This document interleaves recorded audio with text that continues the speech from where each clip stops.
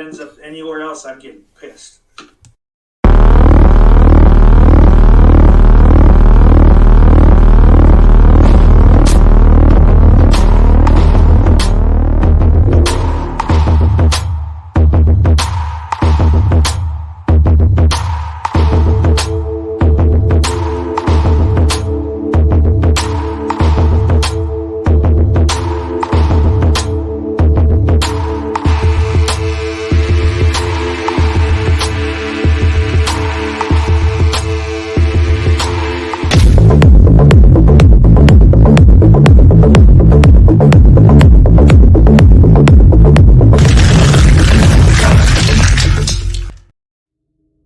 Hey, are you feeling lonely? Do you want to talk horror with the community? Do you want to join the show? Well, you can. That's what this show is all about. Just click the link in the chat and in the description under this video. And then, make sure that you turn on that webcam and make sure your face is on camera because I'm not going to let you in unless I see who you are. Finally, there is no censorship here, but please, be respectful. If you're not respectful, I'm going to have to bounce you and someone's going to accuse me of being a hypocrite. Welcome back to Visited by Voices Live. 4 months after our last community stream, we're back at it, risking our fate and our possible YouTube future, putting it in the hands of the community. Joined tonight, as always, by Sam. I have an important snack update that everybody needs to know about. Okay, look, we'll get to the horror in a second. This is really important, though. Okay, so my husband found these stuffed puff chocolate on chocolate marshmallows, and they're basically just chocolate marshmallows with a chocolate center. And he found them on clearance, and this is not a paid promotion. These things are great. The problem is why I figured out why they're on clearance. So you bite into it, it's amazing, but it looks like the cross-section of a dog turd. It's the same texture as a dog turd. And I've never eaten a dog turd, obviously. But we've all seen those random, just like pieces of dog turd just on the sidewalk, in the grass every now and then because people aren't picking up after their pets. It's the same texture. But these are delicious. So this is the John Waters School of Snacking. Indeed, it is. These are divine. I'm not one for chocolate, so you're going to have to eat my share of them. Fair enough. This is only my second one. Did you bring enough for the rest of the class, though? No. No, I'm on my period, so nobody gets any. This is all my chocolate. Someone needs to start a calendar to make sure you're being honest about that, because we seem to hear that a lot. I don't know. I mean, I swear, like the last time we had a show, I was probably on my period. I'm like, am I on a regular schedule here? Should I be alarmed? Maybe I need to start tracking these things. But no, it is a heavy flow day, ladies and gentlemen. Y'all are going to hear about it. You are the opposite of pregnant, very clearly. Mm-hmm. So I think we're going to have to put Mr. Dan Shinen will be responsible for the calendar tracking, making sure that you're being honest with said period. Excellent. Thank you, Dan. Just a second. I got you. There you go. You've been voluntold. I've got your back. I was going to say Lauren beat me to it. I was going to say you need to get one of your Ouija boards and consult with Divine over the marshmallow dog turd comparison. She could probably tell you. Ah, what a loss. Shocking that Divine didn't make it to be old, right? Shocking. We're also joined by Griffin. Been a while, man. How are you? Doing okay. How are y'all doing? You're the one who's playing by the rules today and wearing your earbuds. Oh, yeah. Yeah, it's so hot here that I'm not doing it. If we start to get some really horrific sound, I'll obviously do what's right. But so, how are you, sir? Doing okay. Read anything good recently? No, I haven't been doing that much reading. I've been watching stuff in 4K. Pitch Black. I want to pick that up. Oh, nice. Got it used for $10. Oh, that's a good deal. That's a good way to and I had to get this. I know that's showing up. Hmm. Gotta get a little early Keanu action. Do you think that when they were edited, like the editor was hired for that film, they were like, now the film's called Speed. You realize we can't have pacing problems, right? I was going to make a Pitch Black load joke about that there should be a special edition where nothing happens on screen, but Oh, That was Speed 2 only. Cruise Control. oh no. We're not going there. A boat hits a dock in that film. That's all I remember from it. Saw it in the theater, and that's like 40 minutes of the film. That's how I remember it anyway. Yeah. Sounds about right. You had Willem Dafoe at least chewing the scenery. Did we? Yeah, I think he was That's the villain right. in that. I remember nothing. Yeah, Defoe was in Boat the hitting the second one. air. We have one other panelist that's joined us. However, he seems to be busy at the moment, so when he is ready, he'll jump in. And everyone out there, if you want in, as long as we have a spot open, you have your webcam on, and you can follow the directions and be somewhat nice. Go ahead and click that link. You'll find it under the description of the video, or as the very first chat in the chat. I will add it to the chat several times through the night. Anyone here see anything good recently? I started watching fucking Army of the Dead. And I know everybody has kind of like divided opinions on it. So, I mean, I haven't finished it because I was watching it earlier and it's 2.5 hours long. And I was like, what the fuck? And then I was like, oh, it's Zack Snyder. Okay. And then my mom took over my Netflix. So she's back binge watching Supernatural, I'm pretty sure. So I am currently without my Netflix and without being able to watch Army of the Dead. But I do like what I've seen of it so far. I'm probably about 45 minutes in. And it's fun. It's got a good atmosphere. And, you know, I think Batista was a good casting choice because, I mean, like, dude's funny. I'm not a huge fan of his wrestling. But, I mean, he's great in Guardians. So you love the skinny jeans? The what? He's in skinny jeans in this? No, but yeah, in the wrestling reference. Oh god, it's like it's been so long since I've seen Batista wrestle. But I mean, I remember when he came back as blue and he was wearing blue, and everybody called him Blue Tista. That was excellent trolling. Good job, wrestling community. I also I'm enjoying Tig Notaro, but I like her anyway. She's the only thing I liked about that movie. That makes sense.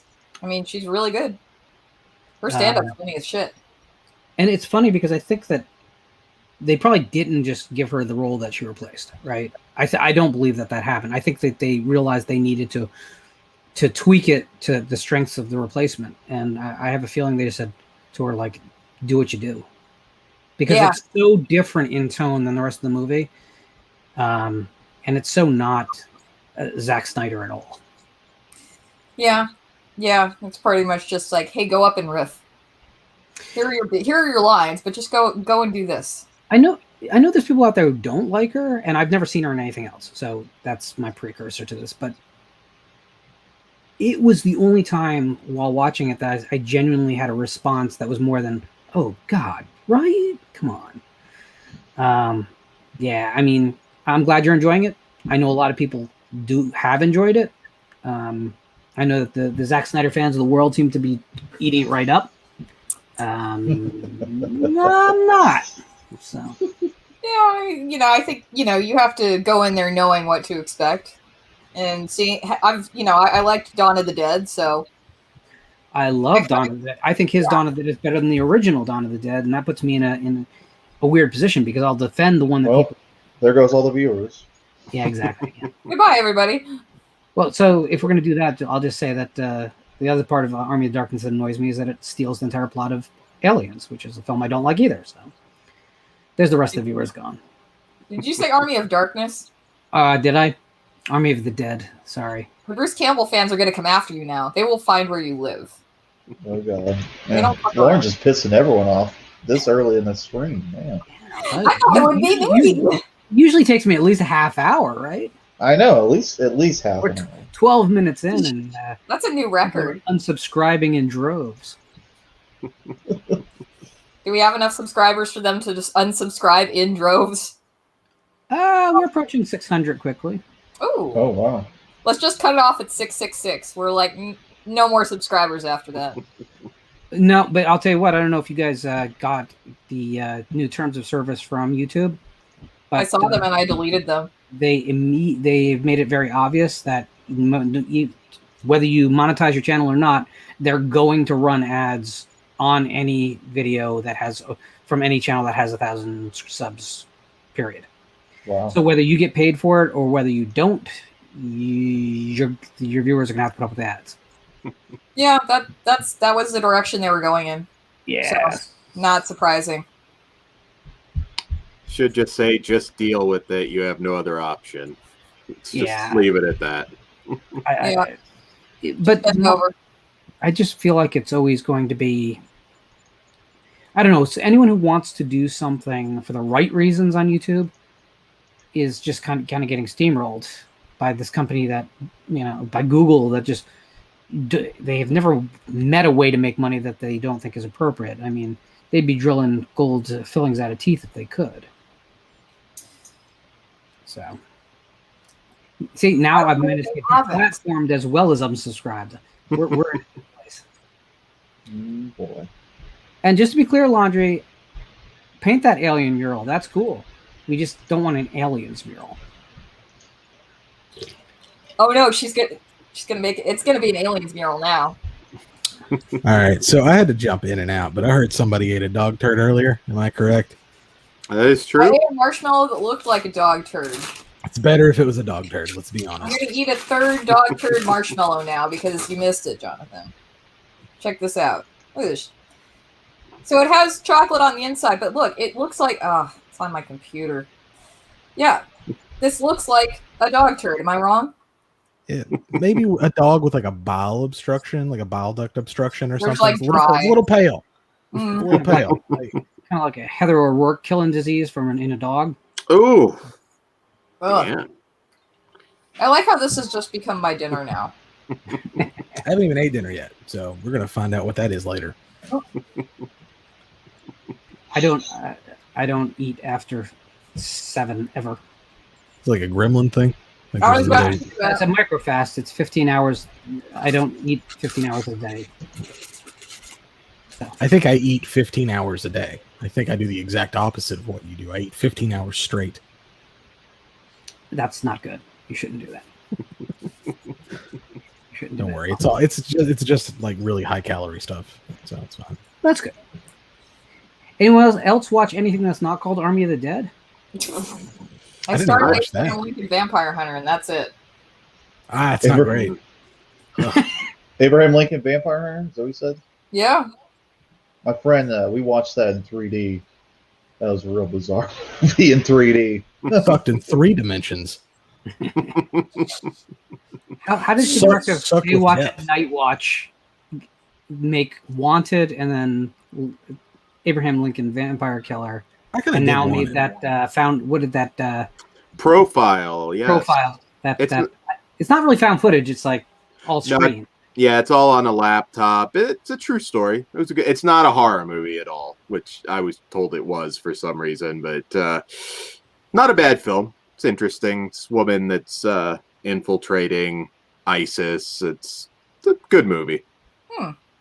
It's probably it's not, I don't love it, but I've watched a lot of mediocre movies lately, so a lot. I'm waiting for something good. Spiral. Yeah, that's one of them. Well, I watched both of these strangers. Oh, hey there. Hey. Joe Bob. What do you say, you son of bitches? There he is. That's how it Thanks begins. for jump on here for a minute. How y'all doing tonight? We're not a trampoline, sir. You either come to visit or you don't. You can't just jump on. So you got a new co-host. How you doing, ma'am? Good. How's it going, man? Uh-oh. Oh, not too bad. It's pretty good here in good old Tar Heel State. Oh, right on. Right on. North Carolina? Mm-hmm. Yep. All right, cool. I still know geography. Where life is cheap. How have you been? Elementary school. It's not too bad. It's been a while. Oh, we got more people. They're starting to find us. Hey, Cam. What's up? Hey, how's it going? Damn. We are. We're just kind of getting rolling. Sam's eating dog turds, and I'm getting Just cancer. another day. We're good. We And need Joe two Bob came people in. in here. We And need two more people in here. We could do the Brady Bunch. And Joseph Purdue came in and brought in the back noise. That ain't me. No, that was bombastic. Oh, gotcha. No, his mic's off though. Mm-hmm. Let's get it now. Jonathan, take your mic off. I had to mute. My dog was barking. See? There you go. Yeah, but when he was muted, it still was making the noise. Yeah. No, he watched. did that right. He did that right before. There you go. Right when I was doing it.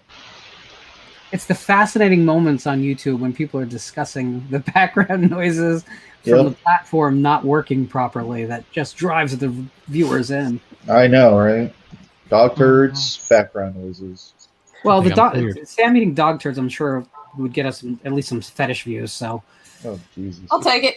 It She has made to be John Waters' setting- career. Look, I've had 3 already. I'm not eating any more. I'm gonna have like a serious chocolate overdose here. I think you have to be sitting on a balloon for it to hit all the fetish things on YouTube. Dog turd, girl, balloon. there's no such thing No, I as need to all get the it fetishes. up. Oh wait, this isn't Twitch. a foot. I know, Lauren. Lauren, when are you gonna do one of your hot tub streams? Come on. Oh, Jesus. So I don't even have a bathtub in this house. I only have 2 showers, which is one of the great tragedies of my life. So we're not doing a shower stream either. Hey, speaking of tubs, how's that fucking alligator thing that you were trying to grow? It's Well, just 600 times. People are going to swear that I asked you to 80. set that up, but I didn't. Now, it actually did start to get bigger. It got about 2.5 times its original size. But then this morning, I go outside to check on Chuck, and he's What? outside. Oh, wow. He's outside his bucket, and someone has eaten his tail and both his back feet. Good God. Okay, so It does I'm say thinking that. raccoon. it could have been a person though. That's what I'm thinking. Like a No. feral homeless man. It looks edible. It looks Homeless like a big people don't gummy. survive up here. Excuse me. It looks like a big gummy. It looks edible. It Well, does. someone agreed with you. Looks like about 20 years old. Well, that's going to obstruct some poor animal's bowels for sure. Oh, it's Oh, going to be God, bad. yeah. You know those things. Constipated raccoon running around out there. Those sponge animals, if you put them in a gas tank of a car, they have to replace the gas tank. That's a great. Thank you for telling me that. Just in case I know somebody I really hate. Oh, use it as you Actually- see fit. I wasn't advocating crime. I'm just saying, there's no way Yeah, to do it's just a did you know kind of. It's like a fun fact. It's like a banana in the tailpipe. It's, Oh, it's God. better than that, though, because they don't even realize it until they're on the highway and the car stops. Hypothetically. Slowly or just all at once? As if you're out of gas. So Oh, okay. Oh, okay. How's it going up in California, Cam? It's California. It's cold. How cold? California. Oh, it's not cold. It's not East Coast cold, but it's cold over here.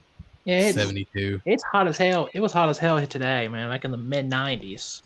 Well, it's about 62 here. Oh, okay. Are you near the coast? I go Yeah. with that. Okay. It's 73 right now here, so it's nice and breezy. well, my computer's saying it's 72 outside, but I don't believe it. I think it's warmer than that. This is not a community show about the weather.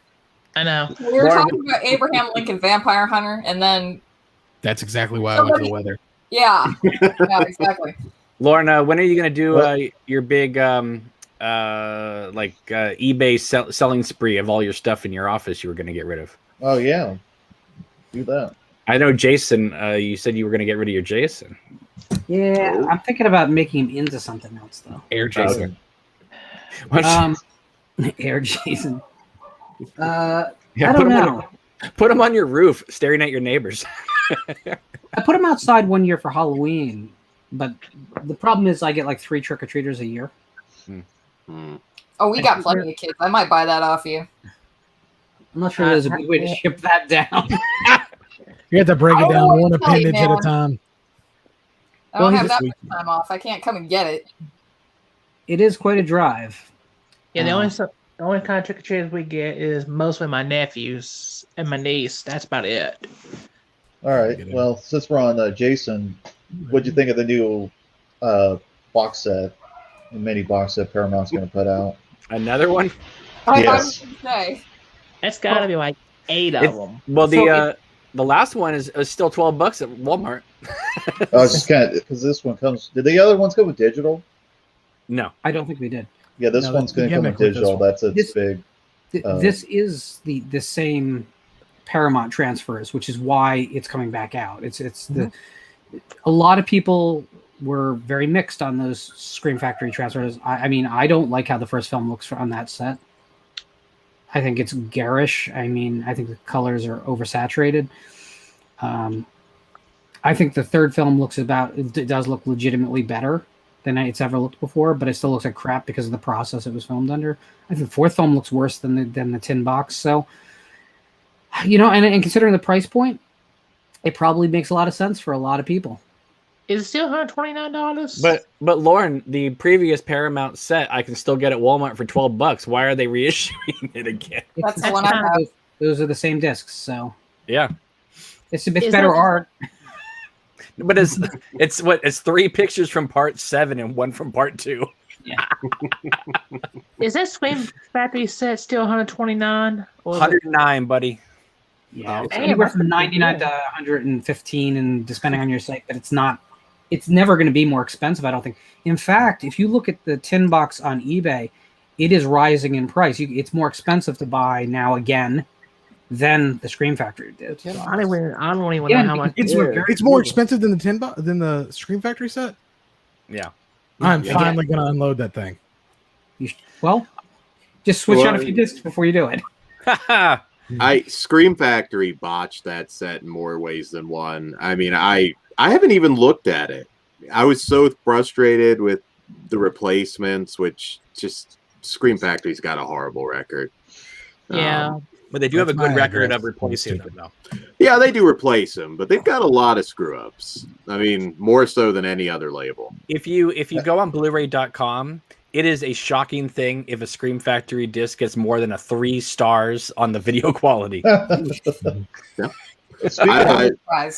Speaking of home video, I've been hearing Arrow's been having a lot of trouble. Yeah, Johnny Darko. With their transfers.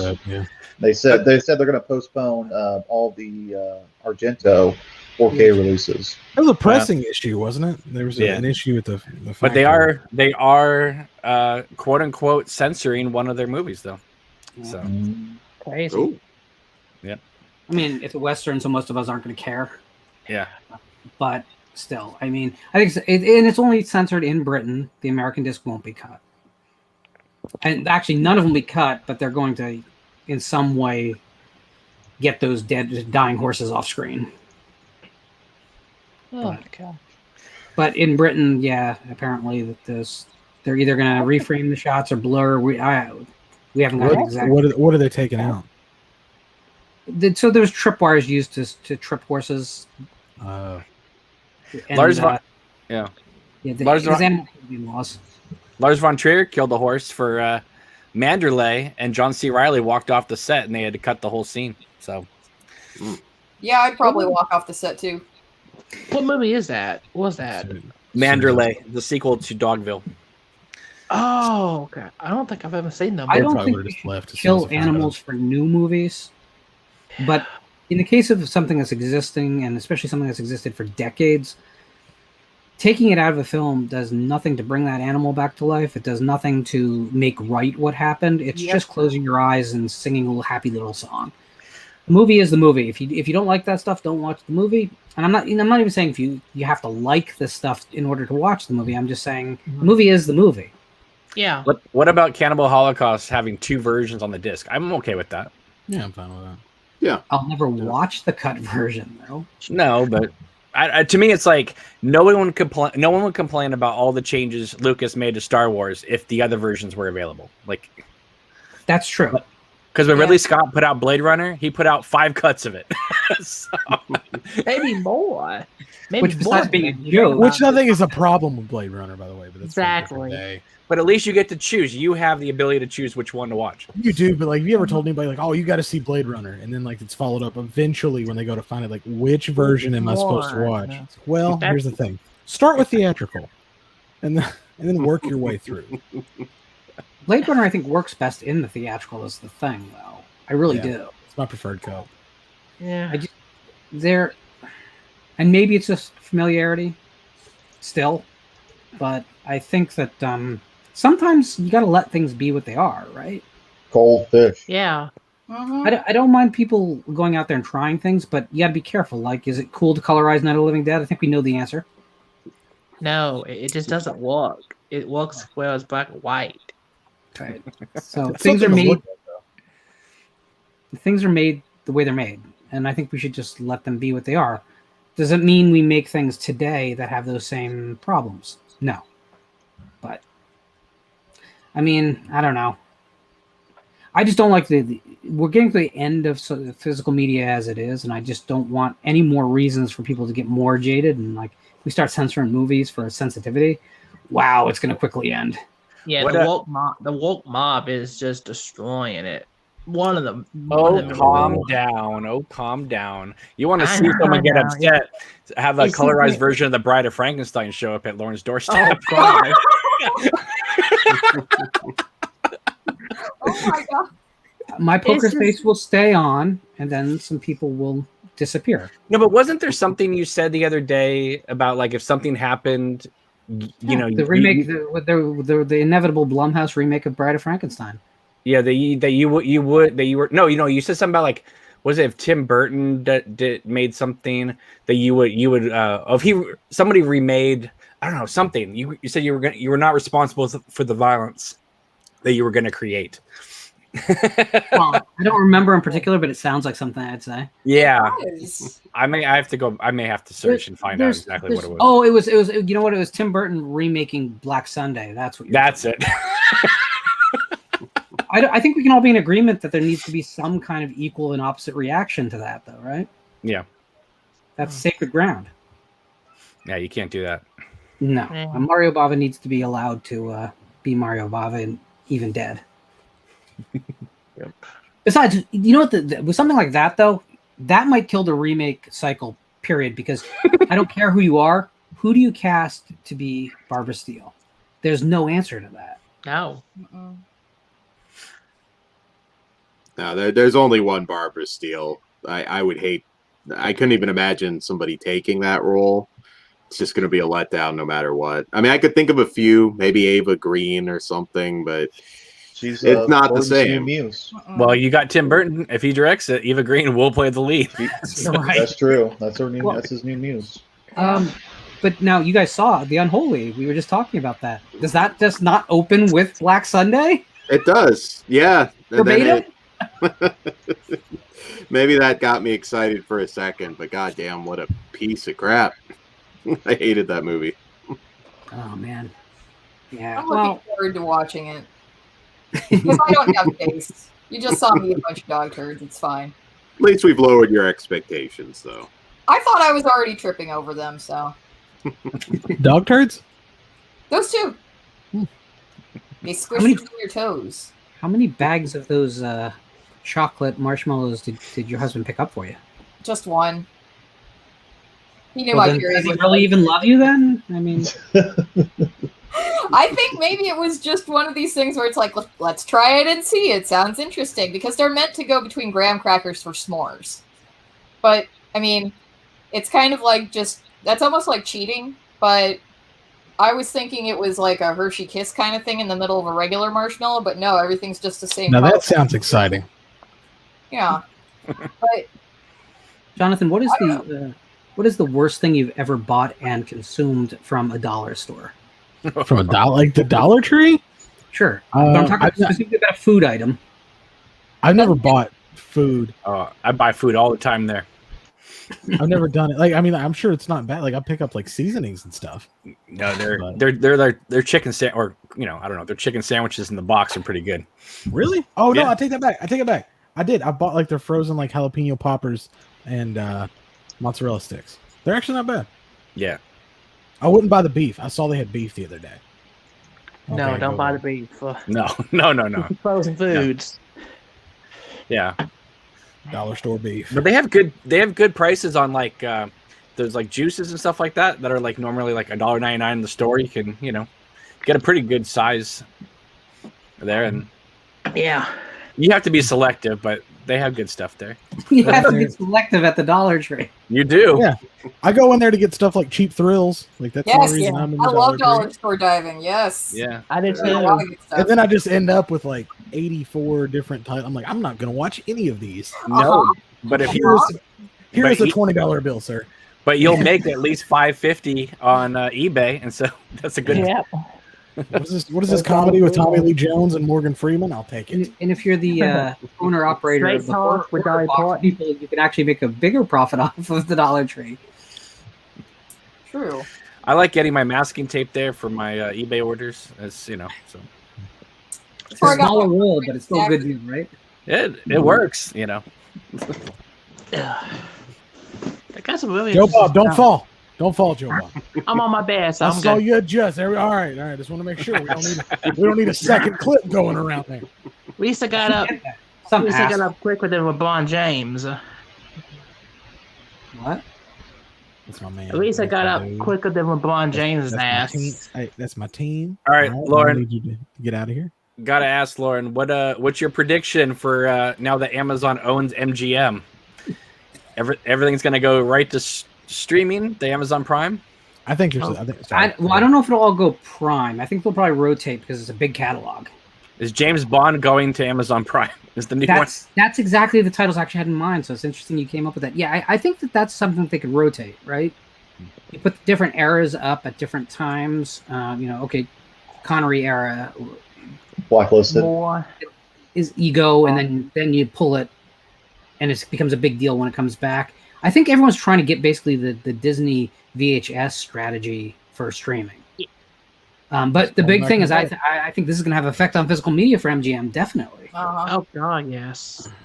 Will Clownhouse be available on Amazon Prime now? Don't you go there, Cameron. It's on. Don't you go there. Why I does got it that. always come back to Victor Salva? Because it's I MGM and they hide it.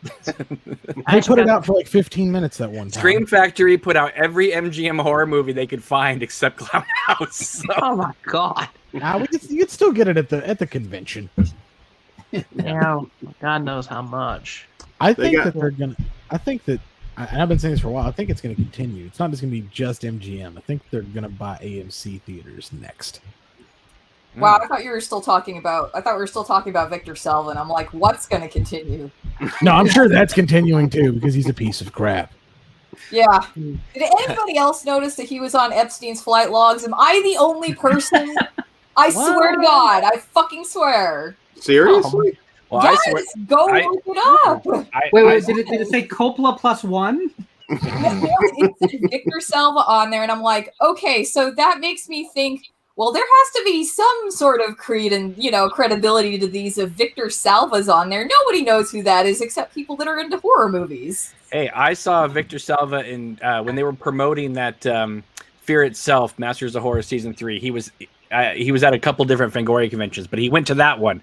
And there were people letting him bounce their kids on his knee while they were signing autographs. Dear God. I'm surprised somebody, because in the horror community, they knew it would go up and say, hey, you may not want your kid with that piece of shit. Nobody ever confronted him about anything. They did open questions for everybody. Everybody was always so nice to him. I think I would have shouted, like, who gave the pedophile a toddler? Now you have to understand. You have to understand that that was pre-social media, and so it wasn't a big thing. Dude, I remember hearing about that. I remember hearing about, of course, not during like Powder and stuff like that, but like when the first Jeepers Creepers came out. That's when I heard about what he had done. Oh, the IMDb boards back then. Yeah. Yes. Yes. Yeah. I didn't Although get not it. I everybody hate looks that, at 'cause IMDb boards. There's fair 2 or enough. 3 of his movies I really enjoy, and that just I feel bad for watching Yeah, them. That's a I case. really want to watch Powder. I thought that's interesting. I love Powder. 9 out of Powder's 10. a great movie. 9 out of 10 are completely funded by Francis Ford Coppola too. So Yeah. Clownhouse is shot at his house. yeah, That is a hard Evidently, movie to so was watch. the behind the Money. scenes. The first 5 Stuff. minutes is just so strange. It's like, what am I watching? No, that's true. No, am I watching a horror movie or kiddie porn? It's just so You watched a strange. different movie, bro. were you conflicted, Joseph? You watched a you don't want. That's not a movie you want to find on Google, homie. You want to find a trusted copy. You don't want any of that behind the scenes stuff that was shot. I feel like that's maybe what you got. It was on Yeah. YouTube a long time ago. Did you guys get the Human Centipede box set that that they put out, the Scream Factory? They allow you to watch Human Centipede 2 in black and white or the colorized version. And I'm like, who the hell would ever watch that in color? Why? We got the steak sauce out there, so I think we might need to make him feel completely welcome and at home. I saw the sign. Opened up my eyes. I saw the sign. And if that ends up anywhere else, I'm getting pissed.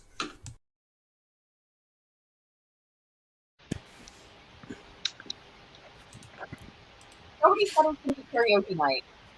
We should do karaoke, just I That can't. would be so fun. No. Do all horror Count me music. out. Can anybody in the community sing? I can't sing well, but I'll do it because I love karaoke. I love singing badly. It's one of my favorite things. Oh. Hey, Lauren, you're gonna love this. Jeff Bezos just put out a quote for MGM saying, "We now have a vast, deep catalog of much beloved IPs." I think I died a little. And this is how art met its final repose. Hey, Seal, do me a favor if you want on, turn on your webcam. You know the rules. Oh, I know who that is. Well, we do have Christian. I should actually say Christian can sing, so we do have. Oh, one. absolutely, Christian. We have a- Oh, okay. Jamie- Well, we can just Jamie get one. sings. Jamie sings. Yeah, I'm counting them in my head now. I'm like, yeah, we got some singers. Karaoke night would be fun. Yeah. Probably would be on someone else's channel. Yeah, you don't want to get a copyright strike for We can that. do it on my channel or S'mores and Doors channel. We can do it there. Corey does karaoke on there anyway, so we could do it there. Yeah, Corey too. Yeah, you got more than a few. That's Corey minus the beard. Yeah, I mean, it's still Corey. I checked. Yeah, I know. How closely did you check? Is there a story here? You don't want to know, but it's a flap. Does this involve a kilt? Is it a merkin? The government took the real Corey because of those Art Bell streams. That may not be the same Probably. guy. Once you get up to that many hours of Art Bell, Yeah, that's pretty impressive. Man, R.I.P.D. Can someone explain to me why Severin Films is releasing Overboard with Kurt Russell and Goldie Hawn? I love that movie. that's why. Doesn't surprise me. That's why. That is why. I would rather watch that than that remake they did. Anna Faris her remake of that came out, and that must have just done gangbusters. I want to hear what the McGriddle has to say though, so I'm gonna quit talking. Still, like I could feel in my heart that's gonna be fucking orc. No. What's your thoughts on Victor Salva, Seal? Or Seal, I guess that is. Like Kiss from a Rose, Seal? Is that what we're talking here? Could be. Breakfast Could be. sandwich. That sounds delicious. Or like a baby seal being clubbed on a pier. That also sounds delicious. It does. Unless the boat from Speed 2 gets to it. The McGriddle was kissed by a rose. Oh god, That's good. Thank you, sir. I love Crazy. That was one of his earlier songs. I really don't like anything Seal ever did. Ever. Dude, Kiss from a Rose is amazing. No, It is. it's not. Vacation destroyed it. I hate that song now. Nothing destroyed it. It's amazing. And you know he proposed to Heidi Klum on like an iceberg or something? If he would have proposed to me on an iceberg, I would have married him. Jesus Christ. That is so romantic. So the iceberg was completely pointless. It just sounds cold. It's amazing.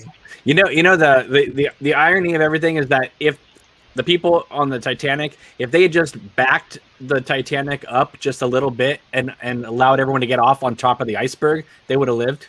Just back that ass up. It's fine. Yeah, dude. But then you're on an If iceberg. everyone had simply taken the doors off their cabins and used Yeah. flotation devices, everyone would have lived. Well, we only know they can only hold one moderately sized adult woman. Yeah, but there had to be more doors than people. Don't let me go. There he is. I can't watch that movie anymore. Anymore? Did you just I watched say it- I watched anymore? it the one time. Let's put it this way. I watched it once, but like I watched that one portion where she was being drawn a lot because I was like 11 when that movie came out. What's going on, Seal? Joseph Perdue, you fashion yourself after Billy Zane in that movie, don't you? The bad guy. Why is work being Billy all Zane. What the hell is? Yes, Captain Halloween. He did do a song for a Batman movie, and it was "Kiss from a Rose." It was Batman Forever, the most romantic of all Batman was, films. son. Yeah. Don't forget you too. There's a That's a better song than Kit the Seal. that song does match perfectly with Val Kilmer. Work in his bunker. How's it going? Going pretty good, fending off the noobs one by one, day by day, That's week it, by work. week, year by year, vaccine by vaccine. Decade by decade. Sorry, I didn't go through puberty. You run around town just getting all of them. Pfizer in one arm, Moderna in the other. Johnson up the nose. Yeah, and then AstraZeneca, so I end up dying at the end. I know you're only doing that to get your become an internet hotspot. Your 5G is probably off the hook right now. Yeah, I bet you want to touch my 5G, huh? Oh yeah.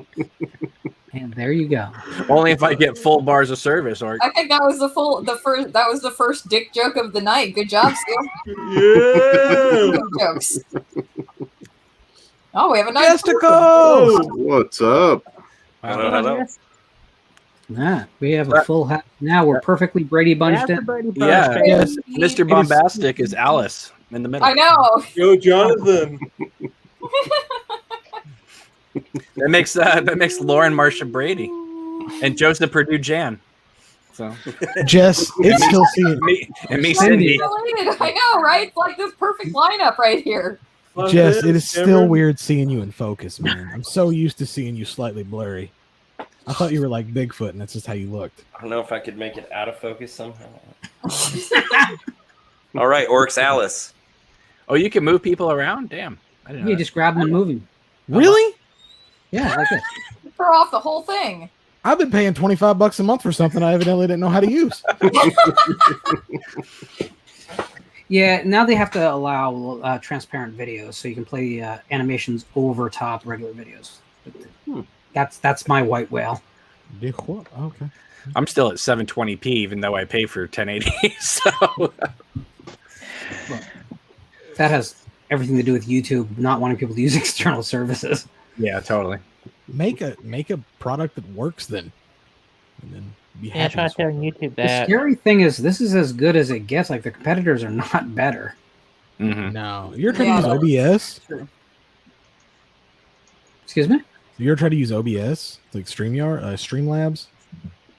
I experimented with just about everything before I did this. I've heard of Streamlabs. I've heard of it. Well, like the people, like the program that John Campia uses for his, because he can do multiple cameras. It's $600 a month to have that program. Man. Yeah. You gotta be a rich motherfucker for that shit. You got to man. sell a lot more books before that. Damn. That's some Joe Bob money. Fuck yeah. I was over here mad about the 25 I'm paying for StreamYard. Yeah. Hey, so DJ Donnelly actually has a question in chat, Lauren. And I think it's one that definitely deserves to be discussed. Should more guys be leads in horror / slasher films? Because we've got Final Girls, and it's Doesn't work though. The formula is very clearly the final girl. I'll be right Oh my back. god, stop stabbing me. Nightmare 2 almost worked. That's one movie. That's true. Yeah, exactly. I think It's always weird when it happens. Like And Mark Nightmare Patton 2. got Mark Patton got run out of Hollywood because of it too. So he says. I mean, Nightmare 2's weird. Jeepers Creepers is weird with like the whole Justin Long thing. It's always got some kind of weird gay undertone to it, and there's nothing wrong with being gay or anything like that. I'm just saying it always turns into that. Yeah, but there, you obviously if you're putting 3 guys next to each other peeing, that's gonna Well, create that's a true. scenario. That was the second. But that was the second movie. That was the second movie. That wasn't the first movie.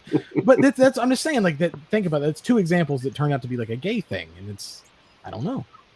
I think you could have a male lead as a horror film, but just you couldn't end it with like being stalked by a killer guy.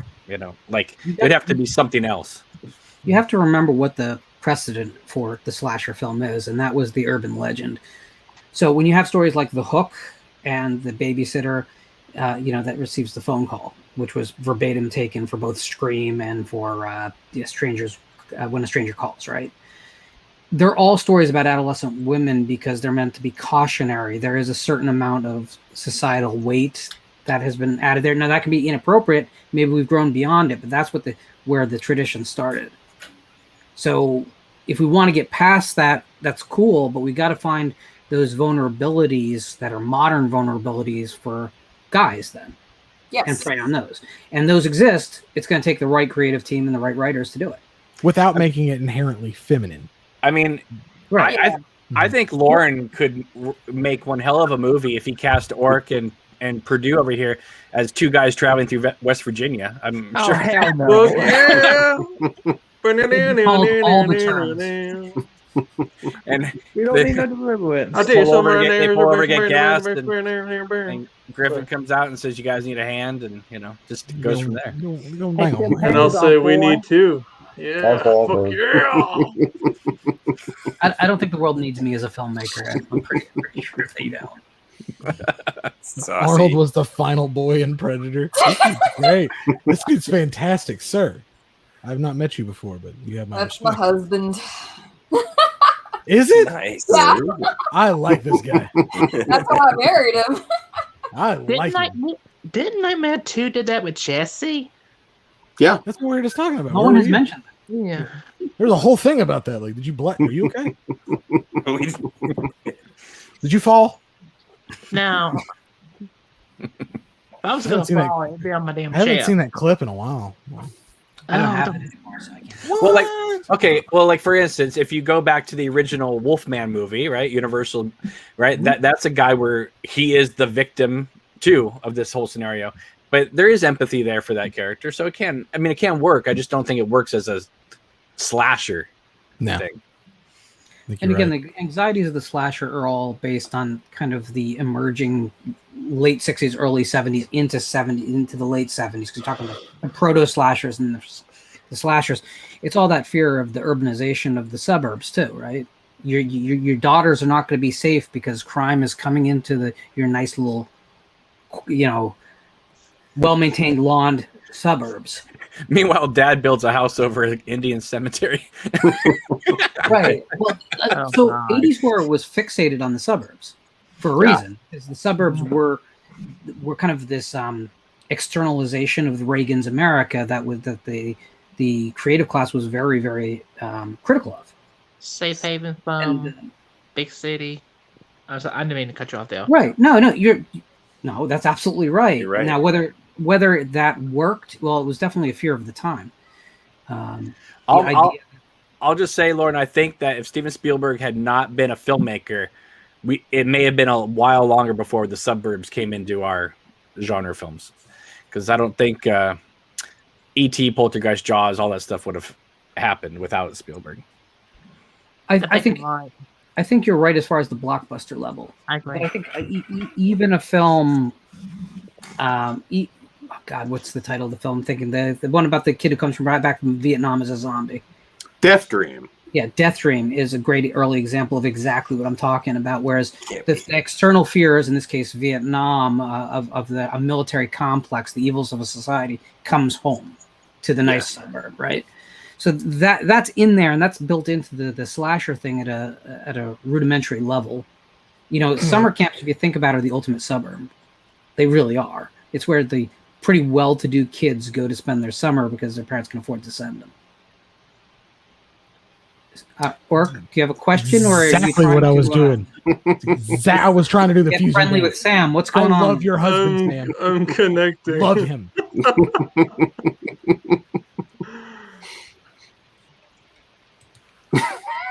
They did. You got to give them that much. I'm glad Death Dream came up because that is talk about a movie that doesn't get enough attention. I love Death Dream.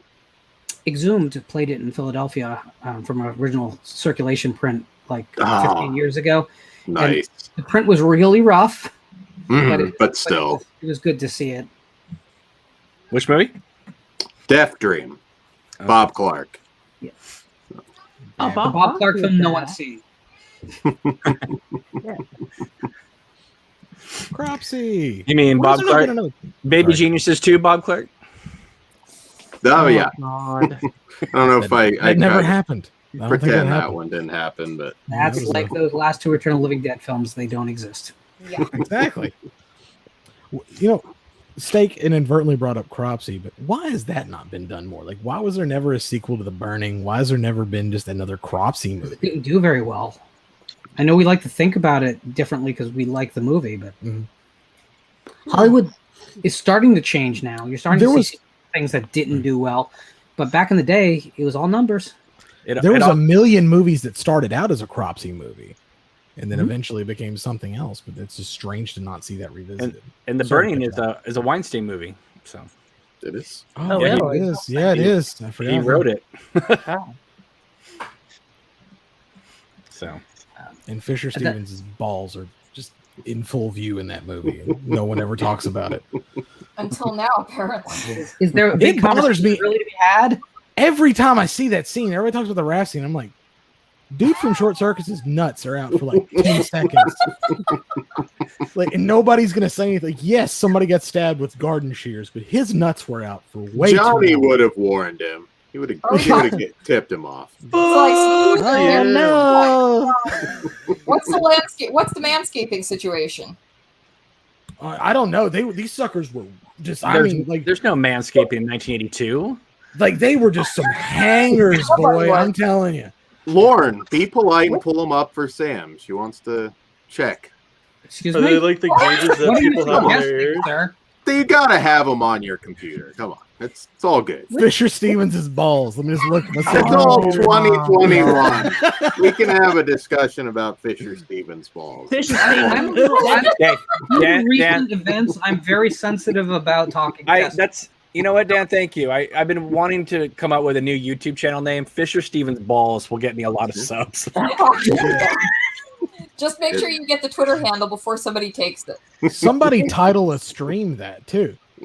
The Fisher search for Stevens. Fisher Stevens balls. Isn't that Indian guy? Number 5 is alive. Johnny number 5. My. I haven't seen Yeah, that dude, movie. Homeboy's nuts in full view.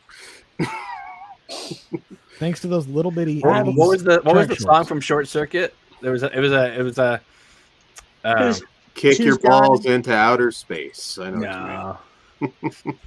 Good news. The Twitter handle Fisher Stevens Balls is available. Perfect. Okay, I'm gonna claim it. Nico, Snag that real quick. Sorry, Nico. It was a little more. balls and nuts and manscaping. Am I in the right? I'll grab those balls before you, Cameron. Define right. All right. Are we literally gonna have a race to who can come up? I already fucking made it, son. Oh, I feel like I could get Fisher Stevens on my I'm just show. kidding. Like, I don't feel like that's too out of the realm of possibility, but now No, it's a mission. And he just made the news again by saying that he regrets ever being in Short Circuit. So you could get him a platform. Gee, you Oh my think? god, I'm The so Fisher reaching out. Stevens apology tour. Yes, absolutely. I'm Enon. First of all, he's wrong because Short Circuit is amazing. And, Yes. I haven't seen that movie in a long ass time. I man. love Short Circuit. You wanna know- Short you want- But I actually like You that. want- I you like want that us to- song. You want to know something crazy? Is at the time he was making Short Circuit, he was having sex with Michelle Pfeiffer. Those balls were good enough for Catwoman. They were like, I always thought that was super strange. Like, how? Yeah. I mean, they were good looking nuts. I'm not gonna lie, that was a good pair. Look at that. Primo. I guess she thought so. It was a good looking set. Now you're making me really uncomfortable. Well, it was a nice set. Did you- Some is of there- us, is- some of is- us have scars. Okay. If You Fisher know, hey, Stevens, dude, you've heard why I reached out to Manscaped for a sponsorship. I mean, I know all about testicle scars, If but Fisher I don't want to Stevens- turn it into that. if Fisher Stevens' balls is taken, is Holly Hunter's pubes also taken from the burning? Probably. Let's find Holly out. Hunter I think we books. just discovered why there was never a sequel to The Burning, based on what I am people actually talk so about. sorry. Do you think I'm I could so get? sorry for what I did to your stream? I'm so. Do you think I sorry. could get a commentary for the alleged Texas cheerleading murdering mom by having Holly Hunter come on my YouTube channel, Holly Hunter's pubes? Good news, that Twitter handle also available.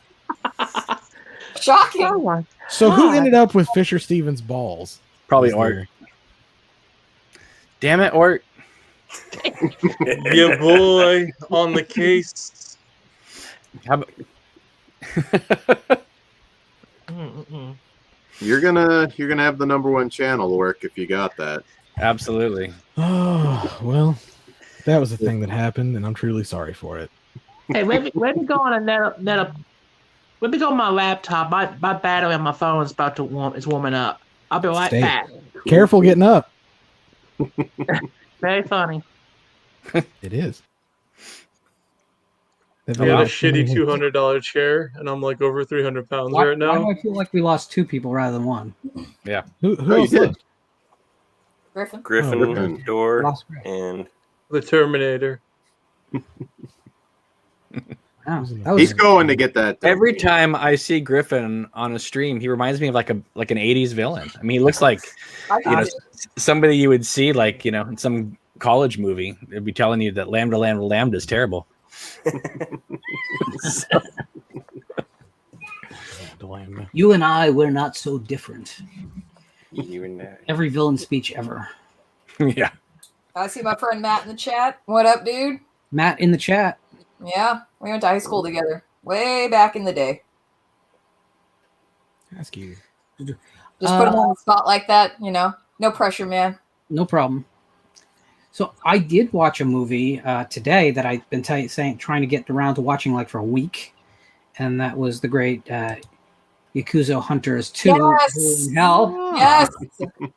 And Dish. And, Details. so first, a little bit of background. The first film I saw, and I didn't think all that much of, because it's just one of those crazy Japanese shot on digital, like crazy stuff happens movies, right? There's a point where a woman loads severed fingers into a gun and shoots them at the villain. Ooh, It's that kind of movie, right? nice. Because physics work that way in that world. But this actually was actually surprisingly much more down my alley. Like there's still crazy stuff in it, certainly, but it all felt like a lot meaner. There is a sword put through an infant in the film, so Nope. not as sleazy though. I will say, if you want the TNA, it's not pretty much there. I thought you were talking about the baby getting the sword through it. Like that wasn't sleazy. I'm like, Well, I never would have thought about it that way. I guess you could try and make it sleazy, but I don't know how. no, but I had a lot of fun with it. I mean, you have to like cheap Japanese action gore, which action gore is a genre that we need to really revive in America. We used to do that. Yeah. I mean, Rambo's the best example of it, right? But like missing in action, and there used to be an entire genre of action gore, and we don't have it anymore. Action films are pretty bloodless now. Yep. The last Rambo was pretty gory. Yeah. Basically a slasher film, but it is rare. Did you just do a line of blow, Joe Bob? No. Thought I dropped something. Oh, okay. Thought I dropped something. Sorry, continue. Let's just do a line of blood.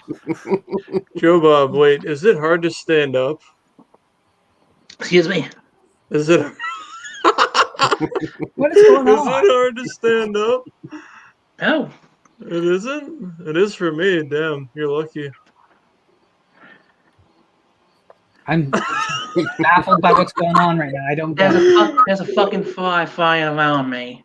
What are you Big ass fly. How about that? What are you drinking? Hey, Mr. C. So if you die, It is. He's obsessed with my Audrey 2 Pop Funko, and so he was screaming outside the door to see it. So Nice. Good taste. Wait, we got to catch him when he's looking. He's not looking. That's the problem. Yeah. No, He's looking at Audrey, not us. It's about to say it's the Funko Pop, dude. It's none of this is interesting. Well, is he wrong? I'd probably get more Bingo. views if we just like had a close up there. of a Funko Pop.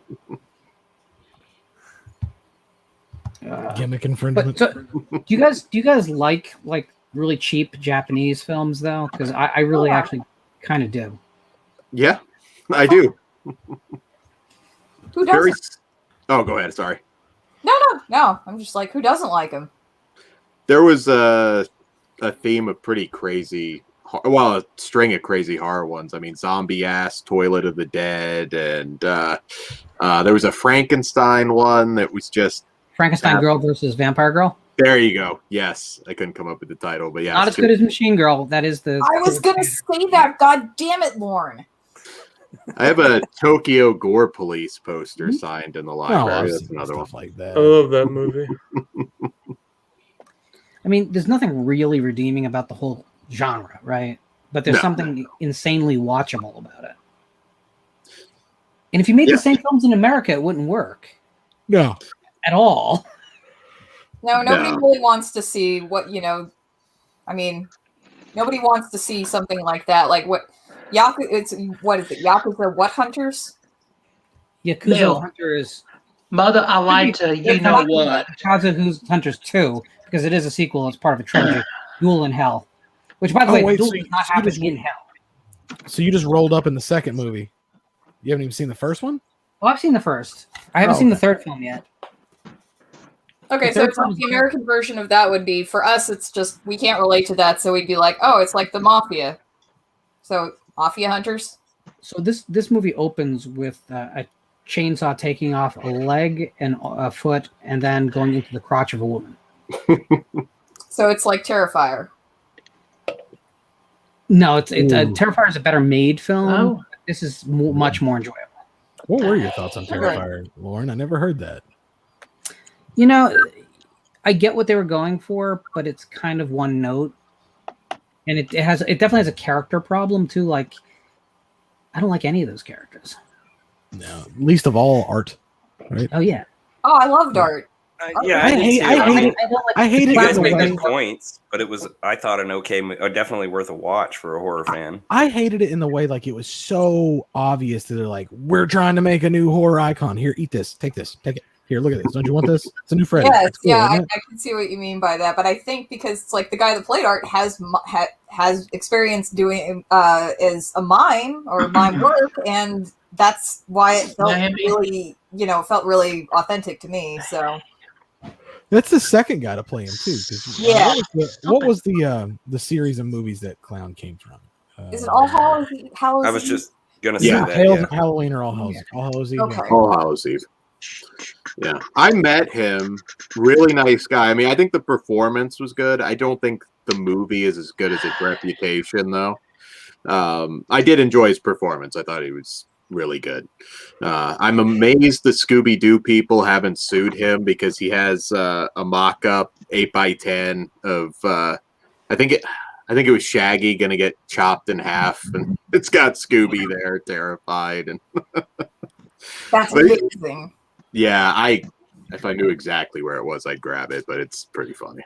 Actually, I do wish. Go ahead, Jonathan.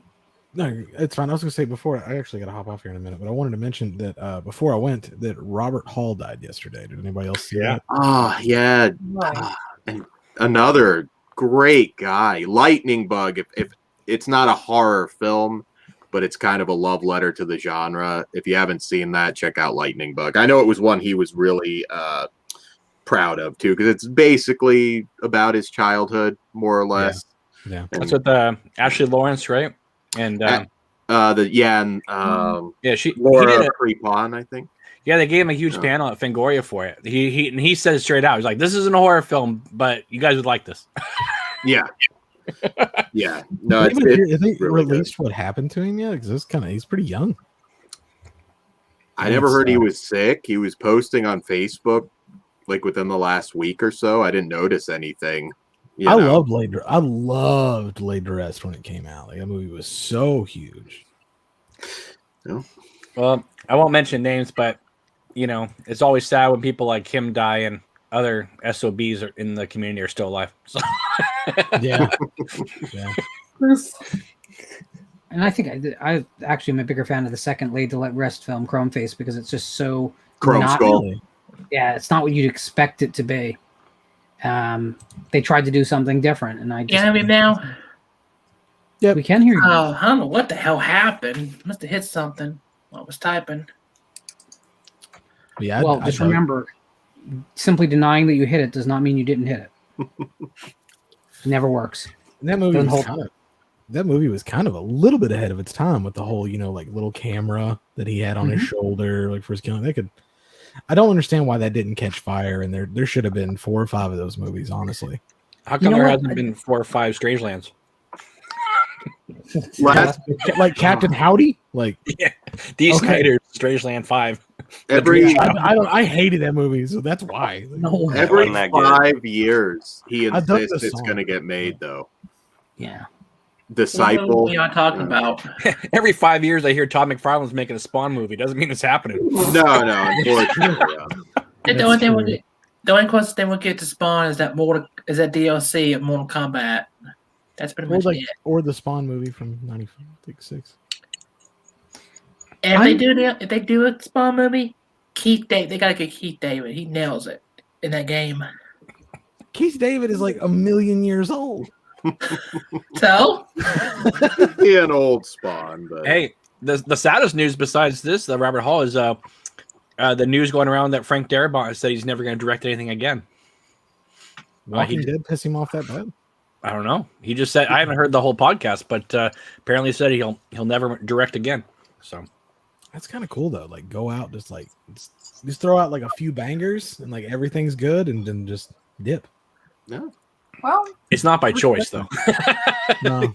Speaking of filmmaking though, is it weird to anybody else that it's like our creative centers in the country are kind of migrating right now? Because we've got people leaving places like New York and California for other areas. Yeah, that is crazy. Austin, Texas. Georgia and Texas are the new like hotspots for filming. Yeah, it's insane here. Maybe Florida too. To be honest, the whole the fact that technology is so much cheaper, the internet's everywhere. Honestly, every single state should be a mecca for creatives. Like you shouldn't have to be like, I have to go to LA, I have to go to New York. How about I don't understand like why people don't like. Idaho has so much land. Do you know how much it takes to get a film permit for a month in Idaho? $30. And you can run the whole town. You're right. You can rent out Idaho for $49. God knows how much it is in California. Jesus. No, it depends on LA, impossible. But if you go up towards Oregon, it's $35. Yeah, for a month. That's not bad. Shutting down streets, all that kind of thing. Everything's shooting out here in Georgia. I mean, we had passed the Hawkins police cars were on a thing that were being transferred somewhere. Oh my God! Yeah, on that. I thought it was so cool. You have The Walking Dead and Marvel. Yeah. Shooting there, so everywhere. There's Walking Dead people that have boats down near my marina. You had the Vampire Diaries. You had, so many shows just like some of the Marvel movies, DC movies, maybe a few DC movies. Well, most of it's Marvel because they have a studio there. So. Oh, do they? Okay. Yeah, I think they shot that movie Elizabethtown in Kentucky. I think that was it. I do like that movie. I've never seen it in a while. I just know Elizabethtown is like right over there, so that's the only reason I know that movie exists. No kidding! Wow. They did not shoot that movie there, but yeah. I'm trying to think. Is that the one with Russell Crowe, or is it? No, it's the one with Orlando Bloom. Orlando Bloom. Orlando Bloom. That's it. Russell Crowe. I think the Russell Crowe directed. You're thinking of Gladiator. I get them confused. No, he's thinking of A Good Year. I'd like to see Gladiator, how they shoot that in Kentucky. That might be interesting. Oh. Hey, you can shoot. Are you not entertained? Just like Did you not see Lost? I mean, they shot Russia in Hawaii. That is true. So that is true. That's weird. You just throw up a green screen, you can do anything. Yeah. Yeah, that's kind of, I mean, I'm not sure where the, because everybody seems to want to move to Austin, and I'm outside San Antonio, and I'm like, I don't know where the fuck y'all gonna find any place to film. Austin was already crowded to begin with. It's funny you say that because I remember hearing 10 years ago people saying Austin's dead. It was Nope. They just had a race at that new road course in Austin, for God's sakes. There you go. Mm-hmm. That is like the #1 place for all Twitch streamers to go. They're all these 20-somethings, and they just have millions and millions and millions of dollars. So they go 19-year-olds. Yeah. Yeah, they're following All right. Rogan, bro. Where Rogan goes, we No, all. no, they were there first. They were there like 2010, 2015. Yeah, I mean, like even 10 years ago, I wouldn't have wanted to move it. I wouldn't have wanted to live in Austin because that place was already crowded. So I don't know where you guys are going to find room to film. I mean, obviously you have the rest of Texas to film. It's just weird to see have the idea of it being so concentrated in Austin because. I mean, I don't know what the industries are like in Dallas, Fort Worth, or Houston, but there ain't nothing in San Antonio. Anyone want to start a cult in Waco? There's a young woman horror blogger on Twitter, and she just lives smack dab in Texarkana, and she's like, I ain't moving for shit. This is the place to be. There's nobody here. Small town kid, I like that. I'm a small town kid. I'm gonna stay that way. Okay. I was about to make you move to Austin. Now that you put it like that, just a small town Joe living in the lonely world. Back to the karaoke. Midnight train going anywhere. You know that song was very horrible. Well, yeah, but it was also Horrible. featured in Monster with Charlize Theron making out with Christina Ricci. So it was the Bandcamp song, really? What, I'm sorry. It was also used in Glee. If you saw that, Joseph. I don't watch Glee. I hate that. I don't watch that shit. And you guys should be very careful about singing in the air. If you didn't notice what Steak went through. What? What did we do to Steak? Well, what did we do to Steak? Can we see it What again? did we do? Just a second. I have to find it again. Oh my God. I saw the sign. Opened up my eyes, I saw the sign. And if that ends up anywhere else, I'm getting pissed. I saw the sign. Is no one going to just mention the fact that I gave him a teardrop tattoo? Under his arm? I noticed that. I thought it was a real I tattoo. noticed. It looked like a. Doesn't that mean what I think it Killed a means? cop. What? Killed a cop. Oh, okay. Because in the Shield, it meant that when a gangbanger took you from behind. So, Well, the life where you belong. You're right where you belong. You got him singing Ace of Base. That's fantastic. Oh God. I literally just asked him to do it. There's another baby. I'll never hear that song. Immediately I Oh, was that like, you won't. Oh, that you won't. he wasn't even done with There's his read another before I had it ready for the show. We had a whole Ace of Base thing going on there. I know, right? Stop. Oh, hell no. Hell no. Don't touch ABBA. That's his ex-wife. Music is such a fun Joseph, meme. you're saying don't touch ABBA. Do you own Mamma Mia 2 on 4K? No. Are you a big Dancing Queen fan?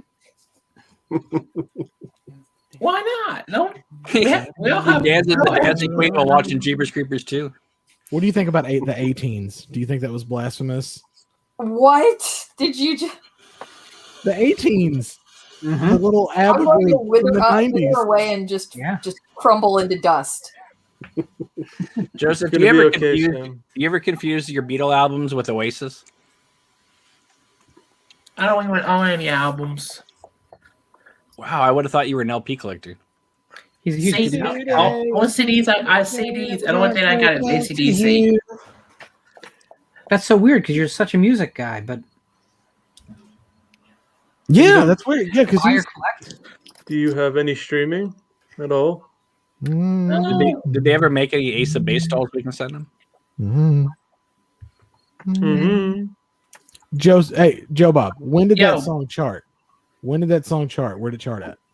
Which one? What is the name of that song? I was just singing it. The Sign. There you go. The Sign. That's 96 VH1 special right there. No, the Sign was actually 94. Oh, really? Yo, this is a fun game to play, by the way. Jesus.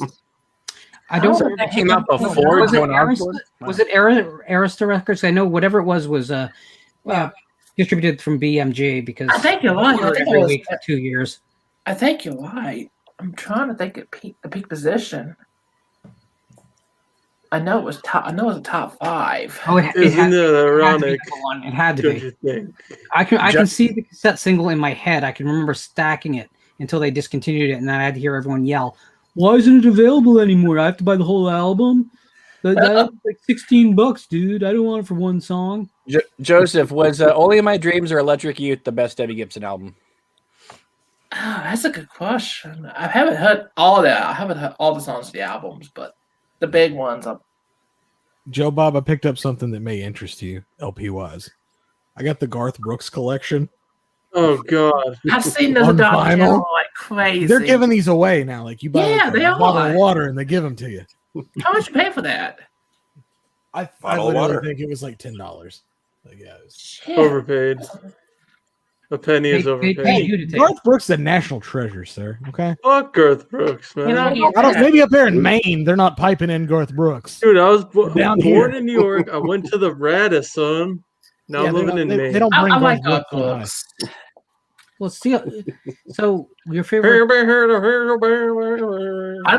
work here in Alabama than Garth Brooks. Your favorite artist, though, Orc, is Macedon, right? No, not Mastodon. I like him. Chris Gaines stuff. I'm gonna marry your husband, Sam. Like, you're gonna have to get out. You had to mention that. Stage for that's damn near legal, like for 3 people. We're not that backwards. My favorite artist right now is probably Infant Annihilator. They're out of the UK. They're like Infant Dying Annihilator. Fetus, but they're way more rooted. But As you do. I live in Oklahoma. Garth Brooks is a god here. It's true, man. Yeah. God, I can't stand fucking country music.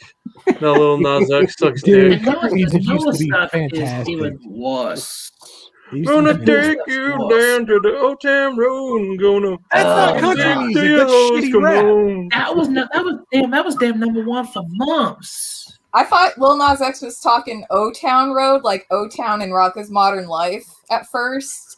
Or And like then the I boy found band. out it was not O-Town, it was Old Town. And then I was like, I'm not interested. Like the band and then the Nickelodeon show. Not was thinking the band. Those very Really? weird to me that O-Town, that there's the city in Rocco's Modern Life is O-Town, and there's a boy band named O-Town. Yeah. Very I fucking believe that. weird. Liquid Dreams. Oh god. That was their big hit. Yeah, no, O-Town is lower than I have the 98 CD. degrees. It's like undersold. Oh no, it's not Under lower than soul 98 decision. degrees. It's not under 98 degrees. O-Town was cool. They were cool. They're okay. I like them. They were on that Making the Band show. I enjoyed it. Wait, I can't say anything. I think I Y'all, like stuff I was by a child. I was a child, so you can't. Nobody can judge me for this. Yeah, I was a child too, so Mhm. I was like 13 or 14, I think, when that came out. I was younger than that, so I get more of a pass than you do. You Oh, should have fuck. known. You really should have Yeah. known better.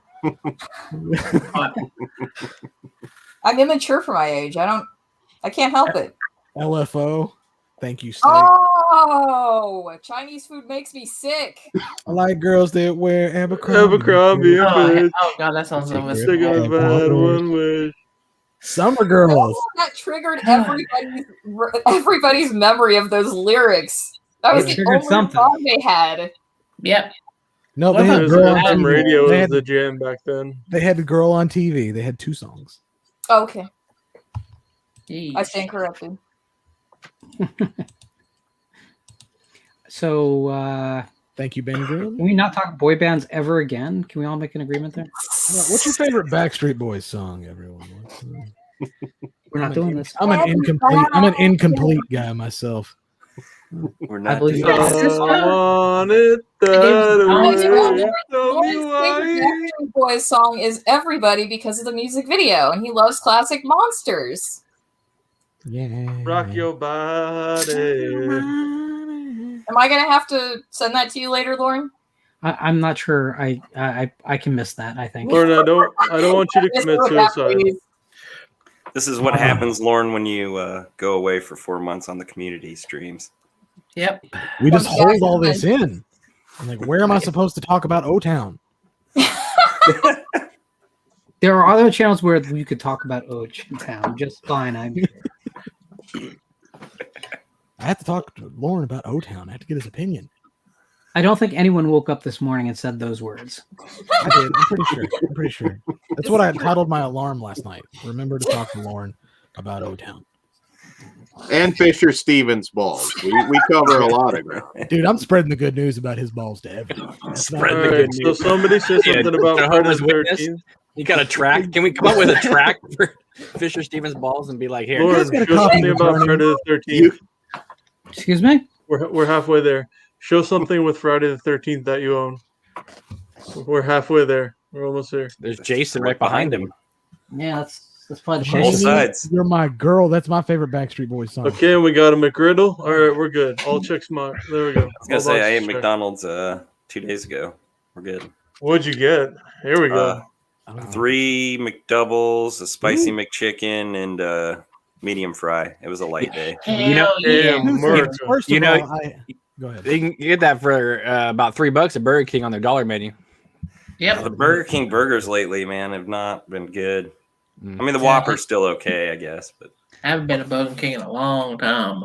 2 things, Jess. I hate you because you're skinny and you ate. This is all a facade. There's like a big pouch here. I look like a Speaking pregnant man. Speaking of Burger King, and number 2 is you still have the spicy McChicken where you're at because We that do is have not the available. spicy It's not McChicken available still. over here. hey, speaking of Burger King, Couple months we got McRibs coming back. What? We just had it. you Oh, you mentioned did that? you mentioned Burger King, but Digital Underground Hump Dance had a line about Burger King. And Once got busy in the Burger King bathroom. Tupac danced in the video in spandex. For real. He just licked his lips when he said that too. Yeah, that's pretty true. I just do it out of just boredom. It's just, Boredom. Are we keeping things dull? I'm talking on my ass. I just do it. all that I just do it cocaine. for the hell of it. It's nothing. So, are any of you excited for Quiet Place 2? Because I'm not. No. I heard it's getting good reviews. Yeah. I'll watch it, but I'm not excited. Rotten Tomato got a I'm gonna fresh see it review. too, because I have to see enjoyed everything that comes out. But I enjoyed it. I enjoyed the first one, so I'm excited about the second one. As long as they don't bring the nail back. the nail better not come back. The nail is like the worst thing I've ever seen on screen. In a Dude, major stairs have nails in them. Get over it. They don't though. Yeah, I'm not quite It has sure a how nail that sticking happened. straight out of a plank upward. It doesn't happen. It doesn't happen in Yeah, nature. look, nobody said John Krasinski knew how to use a hammer. It came loose. He was looking for someone to put it, way to put What it are you back. nailing What? into it? What happened was he was probably watching The House of Sand and Fog and saw that scene with Jennifer Connelly stepping on the nail and was like, oh, I'll take that. That's a good movie nobody talks about. That almost is what I would consider what Lauren says horror adjacent. The Yeah. House of Sand and Fog. It's up there. No, it is. Yeah, Ben Kingsley's great in that movie. Hey guys, I'm gonna head out. It's good to talk to y'all again. Hope Good you to did- see you, buddy. Later, Joe Bob, high Bob. five. I hope Joe it's Bob. High five. I hope See it's you hopping guys. for you. Hope it's hopping for you, Carl Jr. Lemon some skin. Oh, god damn it. And everyone, I prepare hate- yourself. What? Oh, Yeah. The one, Fuckers! the only. What's up? Hey. Hey. Amish roadkill from ECW fame, It's, ladies and it's, gentlemen. it's Ace of Base's #1 fan. To hear you guys talking about Burger King. No, Yeah. no, I want to hear you sing Oh. again. I want to say fuck Burger King. The way they're treating Palestine lately is just fucking awful. that's not where I. Did I miss that? Stay. After what happened to their Beirut restaurant, you think they'd have learned? Has anybody seen Steak's latest video? Because it blew up. Steak is Yeah, gone why? viral. And I want to wanna know why. congratulate him on I that. It's feel gone like- viral. I feel like this is a joke. Someone Elliot's fucking- abs, dude. You got to him first. It was topical. I guess. I mean, that was the fucking, that was my plan, but I don't know. It worked. Actually, it worked, and now you're skeptical. Yeah. I don't trust it. I met someone actually a couple of years ago, Lauren, that owns a cafe in Iran, right? So right there, that kind of like puts some images in my head, and then he showed me he runs a Twin Peaks cafe in the middle of Iran. Like, why does he keep running? I don't get it. I don't know. I'm just trying to figure out like you just don't think that that's possible in a place like Iran. Don't let yourself be hurt this time. Wows. Well, the thing is though, we have as Westerners and as people with big ocean as neighbors, we have really weird perceptions of countries. Like we have very narrow view. Like when people actually see places, they're like, "Oh, that's not what I thought it would look like." It's just like people think Indonesia should be all mud huts, and they see their cities and they're like, "Wow, why does that look like the future?" So I mean, we have very weird perceptions. Iran has a horrible government, sure. They're not alone in that. But they're made of magic. Those people who are uneducated have weird perceptions. Dubai is the shit. Yeah. Oh yeah. Yeah, why don't you go live there, buddy? Don't tread on me. I fucking would, god damn it. Love it or leave it. Steve Harvey ruined Family Feud for me. I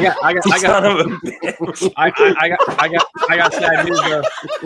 Or just so you know, Fast 9 is not getting good reviews. I'm sorry. No. Shocking that the Fast and Furious Matchbox movie isn't doing well. Did you guys see what John Cena? Oh, John Cena fucked up. He said Taiwan was its own country.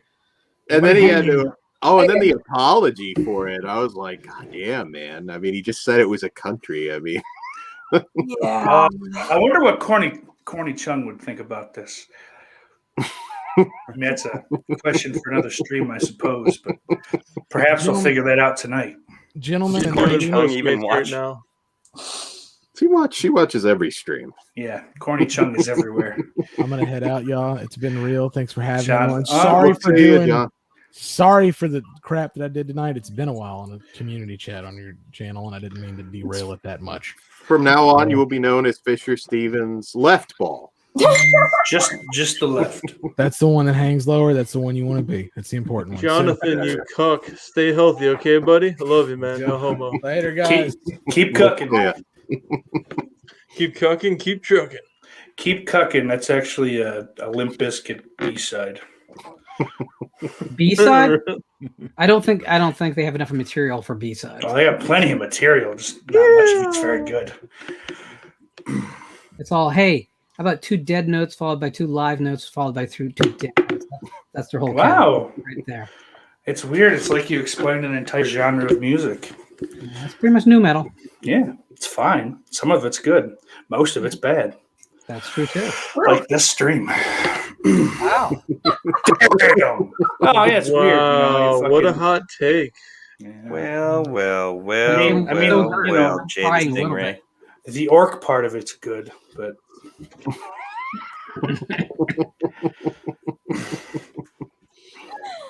the problem is Orc, when you're on the stream, there's nobody there to send in super chats. So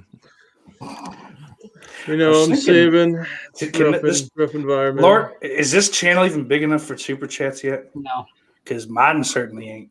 No, you're gonna see $2 rolling like it's nothing. Soda after soda. Soda. I wouldn't encourage that kind of behavior anyway. Hey, look, it's Calvin from Whack Arnold's in the chat. Okay. Zero Chappelle Show fans here. I know, Lauren. I get it. Comedy's yucky. You'll count, but that's it. Wow. A long time ago. A bunch of rubes in this chat here, huh? All right. Well, how about Army of the Dead? That was cool, huh? I know you guys talked about that already. Fuck that movie. Fuck it right in the ass. I'm in the fuck it category on Army of the Dead. I didn't like it. It was so bad Christian didn't like it.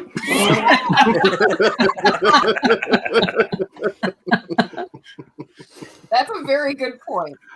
And Christian will go off on a diatribe about how Freddy's Dead is actually an underrated film. So Freddy's Dead is an underrated film. Okay, Yeah, I agree. It's still not good, but it's underrated because people shit on it way too hard. Yeah. I still think Dream Child's the worst one of the series. I agree. That's correct. If we do not take the remake into, Yeah, that doesn't count. What remake? Yeah, exactly. Yeah. I cannot believe Grave to the Grave. I can't believe Rooney Mara. Fuck I that cannot movie. believe that Rooney Mara got another acting job after that movie. He should have never worked again. Good God. That was Everyone the worst Nancy associated I've with- ever seen. That film is. It's almost like you don't believe that they could screw up something that badly.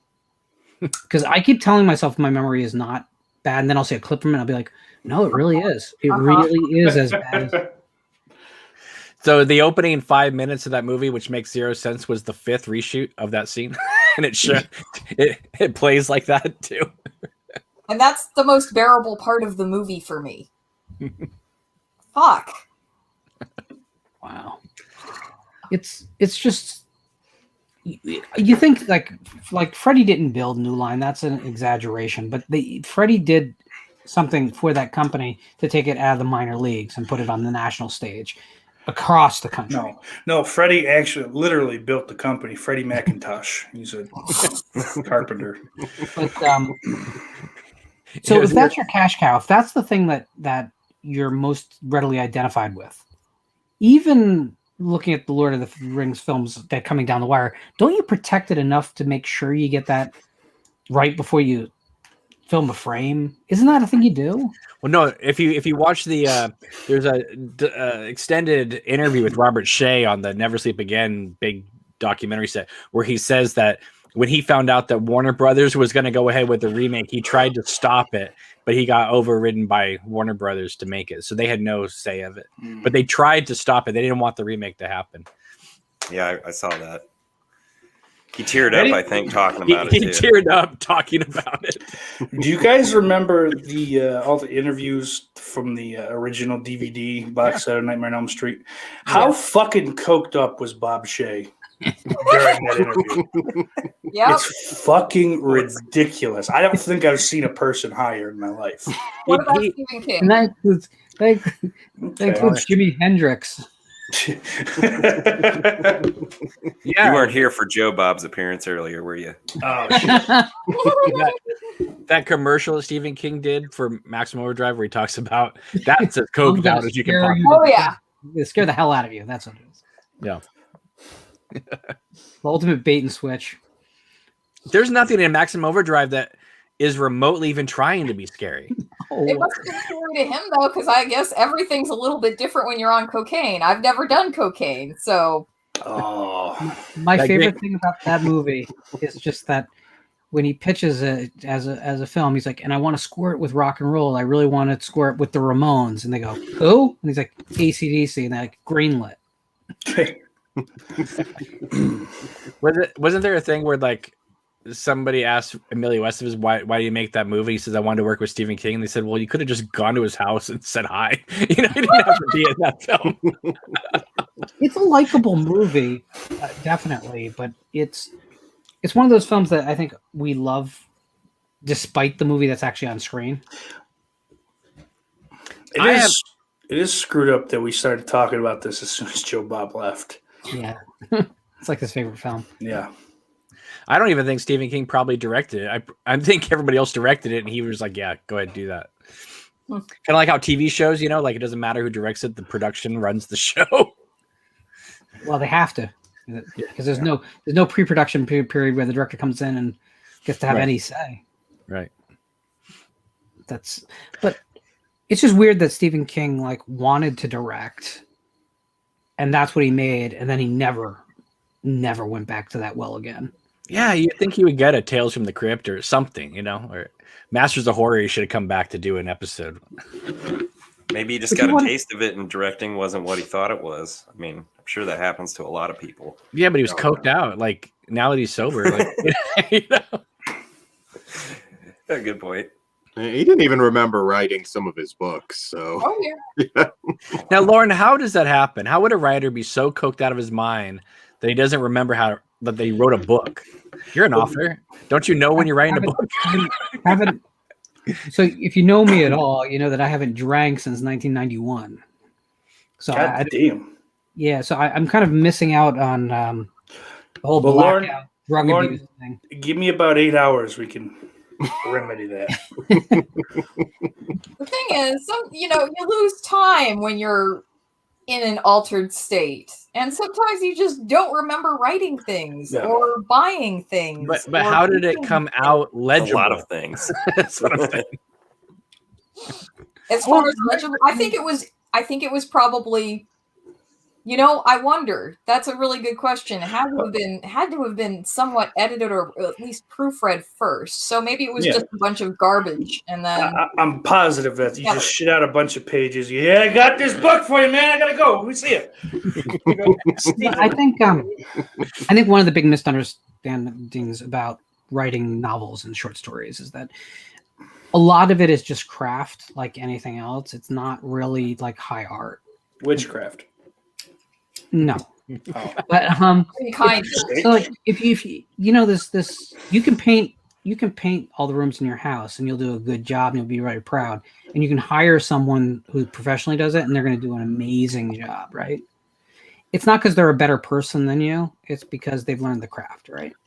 A lot of writing is that. So like it doesn't surprise me that legible novels came out of someone under the influence any more than great songs come out of people. Yeah, that was going to be my next point. There's like fucking 10 years worth of Alice Cooper material that he has no memory of.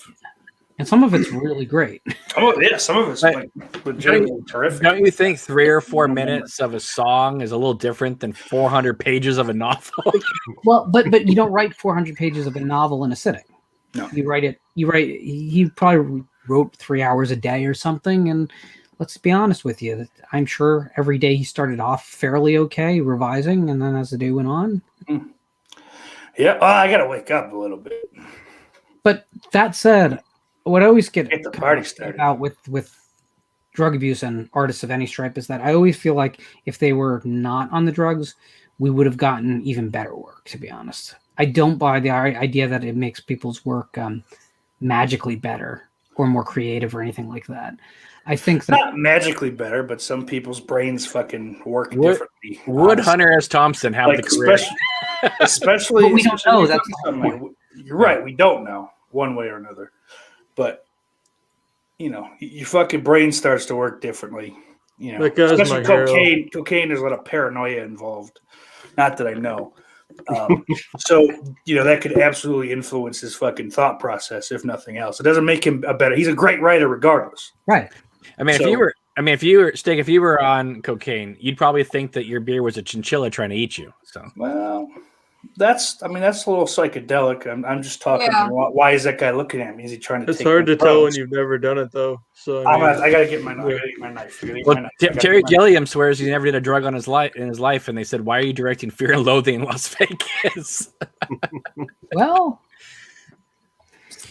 somebody's lying. Somebody's lying. I'm just saying.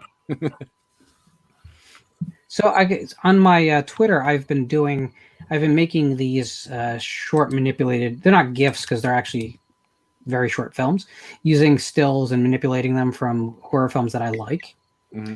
And I think the number of likes for them is interesting.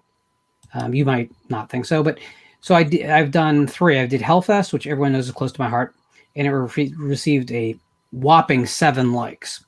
Today I did the original Friday the 13th. It got 35 likes at this point. Game Over currently has 76 likes. So Indian Twitter knows of you. Oh yeah.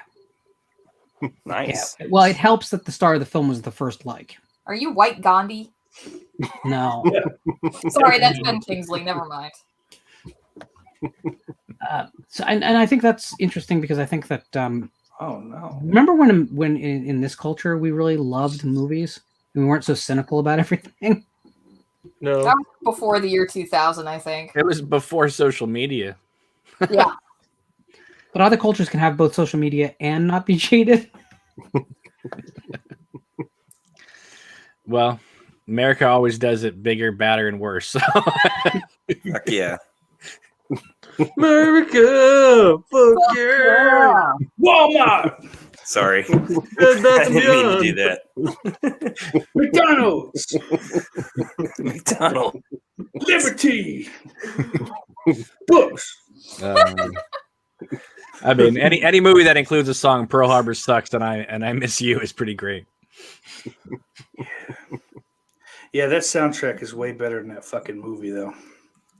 It does get better on repeated viewings. I like it, and I like it's a comedy, and I like it, but I've watched it once. Only watched it once, but no, it's horror. It's horror adjacent because Kim Jong Il is like killing people in his pond. So and there's blood. So. I'm so lonely. Whoever you really don't want to hear my nightmare ranking, it goes 1 and then nothing. I agree with that. Go ahead. Why don't we go around the table here? Sam, go. 1. Do I have to do the others? Yeah. I thought we were just going to pick 1 and then done. Well, that's what I have to do. You're still counting. If is that where you're at? You only like the first? No. I mean, you love the series. do I have to put the remake in there? No, how about just say which one's your favorite of the series? Probably the first one, then Wes Craven's New Nightmare. No, wait. First one, 3, 7, 4, 6, 2, 5. Oh, wait. Freddy vs. Jason is in there. Fuck. No, it's not. No, it's not. Yeah, it is. It's not just get out. It is. Sorry. It is. It's an Elm Street movie with Jason in it. It counts. It's nothing. It's a piece of It shit that counts. needs to be It buried and counts. never talked about again. Love it. Yeah, I was waiting in development hell for that movie for so long that when Ain't It Cool News did the whole like Camp Hack and Slash thing for the world premiere of Freddy vs. Jason, I went to that. I Cool. took my mom with me and my ex-boyfriend, and I'm on the DVD features of that first disc, like for cool. a second. Cool. That's it. You're looking That's for the that. story. Dan, what's your nightmare ranking? 1, 3. I don't care enough to rank the rest of them. Oh, look at me. I've got a hat. Or we already know your answer, so go for it. 1, and then none of the others even come close. Remember when I They all said the art suck. part of the show was good? Suck. They fucking suck. Ow. Oh man, I would say 3, 1, 4, 2, 6. Wait, no, I gotta throw in Freddy vs. Jason. So 2, Freddy vs. Jason, 6, and then 5. 5 is the worst. Yes. 4, 5. They have changed over the years. Mine used to be very similar to Sam's, but 1 and 3 definitely are the top. I've grown to like 2 a lot more the older I get. New Nightmare used to be 3rd, but I think part 2 now tops it. Freddy vs. Jason 4, 6, and 5 is definitely my least favorite. I think I got them all. I love the whole series though. Steak. I'm sorry. You make me cry at work. No. I said I only like the remake. Oh, you get out of here now, saucy. That's better than liking. Steak goes home and does the Cabin Fever films. It's like the remake, then the original, even though it's the same script. So you would deserve that. I'm gonna go 3, 1, 2, 4, 6, New Nightmare, and then 5. Oh, I forgot to put New Nightmare. New Nightmare, fuck, I liked it a lot for a while. Like I don't know, but it's kind of lame the older I get. It's just like I see what he was doing, but he really wasn't terribly successful at it. The last act in the hell world doesn't hold up. No. Good ranking, Jay. There's a pterodactyl in Wes Craven's New Nightmare. Mm-hmm. That bothers me still. Yeah. It's part of the Jurassic World universe. You don't like dinosaurs? Well, so is Fast and Furious now. So Is that real? yes. So that is real. Okay. That's awful. What is Fast and Furious and Jurassic Park? There's an actual. They want to. How? It's Universal owns it. They don't care. It's so stupid. All they have to do is, the last Fast and Furious, they're going to go to outer space. So of course they're going to do Jurassic Park. I'll go with it as long as it's not the Vin Diesel part. The guy gets out with the cane and he's like, they get out of the Jeep and he's like, welcome to Paul Walker's grave. I'm all for a mashup, and I like both of those franchises fine, but no. It's going to end with a Paul Walker CGI cameo. So, no. Yeah, I hope they do that just to blow up his vehicle. Hey, when Paul Walker died, who made inappropriate jokes? Who made an inappropriate joke when Paul Walker died? Raise your hand. I know somebody did. Somebody made it. Oh! My favorite meme was the burnt hot dog, and it just said Paul Walker sending dick pics again. we were talking about Jeepers Creepers earlier. Paul Walker's film Joyride, I think, is a better version of that whole thing. Another great Paul Walker movie is Running Scared. Nobody saw it in theaters, but it's a really good movie. Not the Billy Crystal movie. No, not the Billy Crystal movie. What about Tammy and the T-Rex? Wasn't he in that? He was, yeah. Yeah, Tammy and the T-Rex. That's a great movie. It's ridiculous. Makes no sense. sense. The skulls. Anybody like that? So what happened with that movie? It came out as a PG movie, and then they released it as an X-rated movie. Like what was that? They couldn't get the R, so they cut it back entirely to a PG-13. Right. There are no boobs in that movie. I was waiting the whole movie for them. It's just, it is what it is. Listen, people were really curious. It's not a great film in any way. It's a crazy film. It's amusing. Yeah, it's crazy. Good enough for 4K. It's weird. It's weirdly wholesome, even in its hard gore version, though. It's not at all like an exploitation film. It feels like more like something like Just One of the Guys from the mid '80s, with occasional people getting their heads bit off. So the real question, though, is the Nightmare on Elm Street remake or the Fog remake, which is the worst film? Oh, I got a Fog remake. Fog. Far, yeah. Nightmare on Elm Street to me. Fog. Elm Street, because I actually cared more about that the original film. I think the Fog is the worst film. Hello, sir. And we never got your ranking, Lauren. Did you give it right? Yeah, you got it. It's the first film I don't care about. I only like the first one. That's right. Right. I'll be back. I got to go rub one out since we've been talking about Tammy and the T-Rex. All right. So does it mean she's going to express her anal glands? Wow. The Fog remake is my most miserable time in the theater. Oh yeah. Were you a Smallville fan? No. I'm kidding. That movie just has all kinds of problems. It does everything wrong. First of all, they should not have remade The Fog. I mean, no, it's not a film that no one looks at The Fog and says, let's remake that. Yeah, I actually think the Elm Street remake, it's bad, but it's a lot better than The Fog. The Fog was just unwatchable. I couldn't believe how bad it was. I mean, it's one of those ones after about 20 minutes you kind of know, but it's like it's got to pick up. Is that it never does? Is that the worst remake of the 2000s? The Fog? I think so. Yeah. I can't come up with anything that was worse than that. The Stepfather? No. I mean, again, bad, but that might be watchable for some people. The Fog, I can't see anybody actually liking it. The Fog is so bad it only came out as a full screen DVD. Yeah. Not for me. Stepfather's the worst by far. It's pretty bad. Prom Night's bad too, but I love Prom Night. But it has Britney in it, right? So that you can be okay with that. Mm. You know, if the girls are cute in the movie, it goes a long way. I'll forgive a lot. I can't even remember who was in the Fog remake. I know the Vampire Diaries kid was in it. Other than that, I can't even really remember who was in that damn thing. I think Jess had a lot to do with The Fog being remade anyway, so we should just really put him to task for that, or take him to task rather. I'm all for that. Hey, MJ, how are you? All right, and you? I'm good. I just wanted to make sure that we said hello to you. Hello. Easy to get lost. Hey, all right. What are you eating? That's not a marshmallow. I found some dinosaur chicken nuggets. It's very appropriate. Oh, chicken nuggets.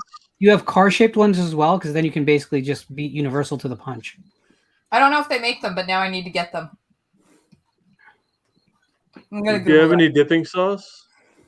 No, because I'm a fucking savage tonight, apparently. I'm just like hungry. Yeah. So, Lauren, can you get rid of her? That's too far. Like, no dipping sauce. So Lauren, the Fog remake cost $18 million to make, and it made $30 million in North America. How? That is an indictment of all of North America. First weekend, yeah, until people saw it. But 18 million, 17 million probably went to John Carpenter. So. That film has some of the shoddiest CGI ever. I mean, it's worse than Asylum CGI. Oh yeah, even back then it was shit. I mean, yeah. And then Darabont followed it up with The Mist, which I think is a great film. It is, yeah. Especially the downbeat ending. That ending, though. Damn, That Daniel. ending was not popular when the film came out, though. King purists were really upset. Oh, I love that ending. The downbeat one. Well, there's only one. Yeah, I mean, Jesus Christ. Oh, gotta save a fucking Stephen King ending. Give me a break. Well, it's early. Literally, King. as long as you do the opposite of what he fucking wrote, you're good. No, that's not. You fixed it. That's not entirely fair. Early King, Fucking especially in asshole. short story form, was able to Sure. end. Because I think both Night Shift and different seasons are pretty amazing. It's only once. It's once the train comes, you know, he's writing a book every year, releasing it every year. I mean, that's just a lot of pressure, and the weaknesses come to the fore. But that those early shorts and novellas, I think, are incredible. Wasn't he coming out with like 2 or 3 books a year for a while? In the late 80s, early 90s, yeah. It's pretty ridiculous.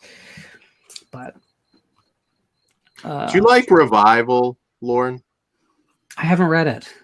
Oh, okay. I liked Revival. I mean, it's not all bad, but nowadays, but I just defended King, and now I have to admit that I don't read New King. And my reasoning is really pretty simple. There's just so many great voices. When I say young voices, I don't mean young people. I mean voices that have not been gotten the spotlight, that are out there that deserve a lot of eyes on them. And it seems like the mainstream press only wants to put the spotlight and say Stephen King is the horror genre, and no one else really gets any exposure. So, I mean, not that me buying a book makes all that much difference, or reading a book, but I just the King books will be in print forever, right? yeah, it's all you can find at most. Man, I'll be able to buy copies of those books for $1. And you know, if I feel like I need to, then I'll go through all of them. But in the meantime, I'm not going to miss out on some of the newer writers that, you know, the folks that I invite on this show. These are the people who I want to get a little bit more exposure to. Honestly, the other thing is, horror is a lot like punk rock, in that it's a game that's best fresh. You know, that band that has putting out their 20th album that calls themselves punk are probably not in the spirit of punk rock at all anymore. The Ramones. It's just a rock and roll band. And there's nothing wrong with being a rock and roll band, but you're not really that core essence anymore. No, that's true. And that's not a fault. It's self-limiting for everyone. No, there's a lot of fantastic authors right now, and it's amazing to me. I think the average person couldn't name more than 5. Total. I don't think the average person reads more than 5 books. That's true. I know people who I don't think have ever read a book outside of school. This is true. Yep. Is Edgar Allan Poe punk rock, Lauren? Was in his time, definitely. He certainly was. Please don't ever mispronounce his name ever again. Edgar Allan Poe. Thank you. Yeah. Wow. Hey Dan, I think there's someone in your room. There is. There might be. That was so genuine. I've watched enough horror movies. I'm gonna check. A good transition right there, just to mention that our next show is on Wednesday the 2nd, where we will feature very fresh Stoker-winning author Tim Wagoneer, who actually won a Stoker a couple days ago for his short nonfiction about the genre. He'll be on the show on next Wednesday in a week. Good booking, Lauren. Well, I booked him before he won it. I just wanted to point saying. But you knew it was coming. Yeah, he's a fascinating guy, period. And he's one of those guys that came up, in the 90s and early 2000s for a lot of readers. And it's exactly the kind of guy I think just more in the mainstream, needs to embrace people like Tim. Anyway. Oh, Stephen LaPierre beat it with that no effects shit. Go back to Canada or stay there. I don't know. Whatever. Wherever you are. I was never a NoFX fan. I feel almost everything on Epitaph sounded the same to me. Yes. Except for Joy Killer didn't, because I could only just hear TSOL, right? Because Jack Grissom just says TSOL to me. Yeah. But Epitaph just sounded all like Bad Religion. That's it. Daily Ghost brings up a good point. This one? Yes. Let's get the lowdown, MJ. What's up? Hello, MJ. How's it going? It's good. How'd you get here, man? Just sitting back my first time. Say it again. How'd you find us out here? I've been pretty much checking out the different shows from you guys with Region Free and also this one, and I just got the link and I clicked in. Awesome. Nice. I like what you guys are doing. Say it again. I'm sorry. Thanks for coming in. There's a little bit of lag, I guess. Okay, no problem. Thank you guys. Well, thanks for. What kind of horror movies do you like, man? What hobbies are you into? Pretty much I'm pretty much a huge fan of horror just in general, so it could be any type, supernatural, all of them pretty much. I'm a huge horror fan. Awesome. Like my favorite is the classic horror though. I'm more of a classic horror fan though, with the 60s, the 70s, and the 80s, and the 60s as well. Oh, nice. Great era. Mario Bava. If you had to limit it to one, one film that your Desert Island film, what is it? Oh, that's a tricky one. For all of us, believe me. Yeah. It is. I think that's not the same question as asking what your favorite film is. Because my favorite film? No. Hands down, my favorite film would have to be, it's debatable. I have a good top 10 list, but I would have to say the Halloween franchise, the first Halloween. The theatrical or the TV cut with the extra scenes? The theatrical cut. MJ, how many times did he shoot him? In his voice.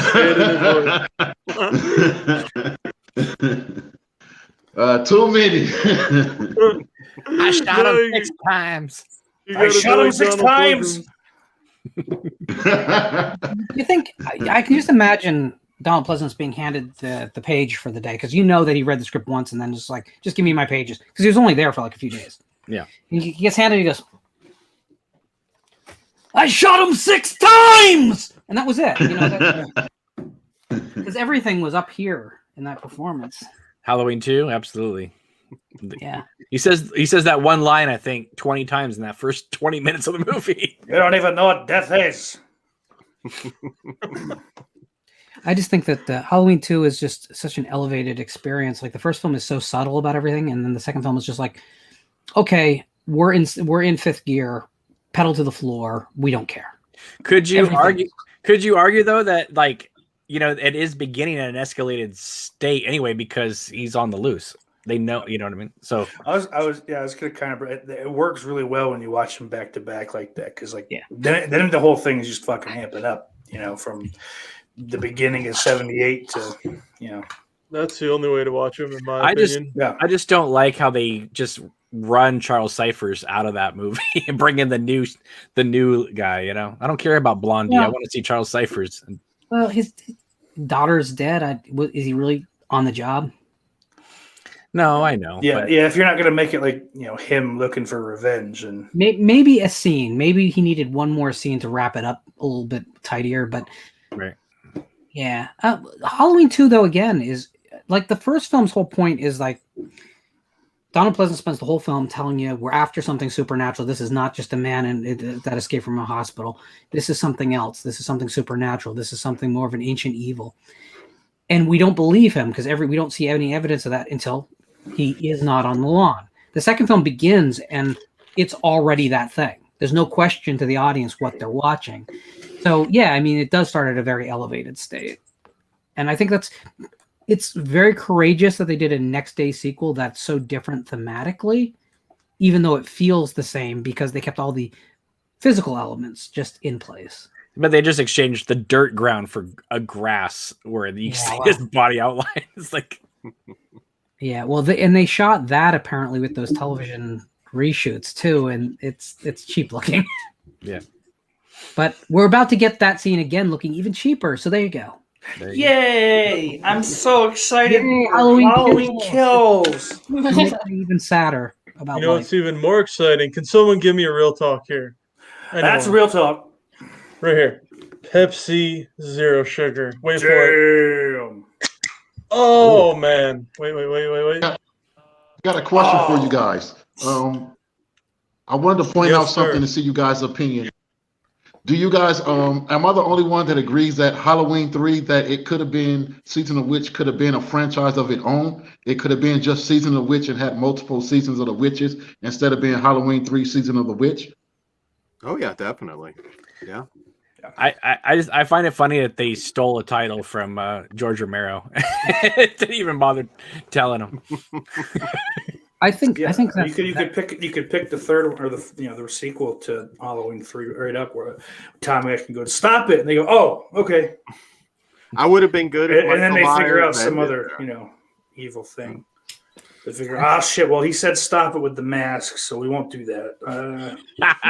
As long as I don't have to hear the Silver Shamrock song again. No. That's going to be like the only thing that really ties in the series together. Just like I don't know. the Halloween theme. I don't know. I think it just burned my ass. And I'd end up Halloween. And now it'll be happy Halloween still. Silver Shamrock.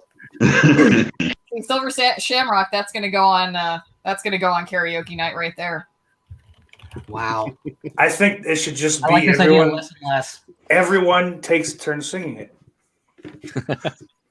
Yeah, one person will sing a verse, another person will sing a verse, and another person will sing a verse until somebody fucks up. We do a count. We just 10 more days till Halloween. Yeah. Are you? Is anybody here excited about the missing Romero film that's going to air on Shudder? Yeah, it's playing in New York right now.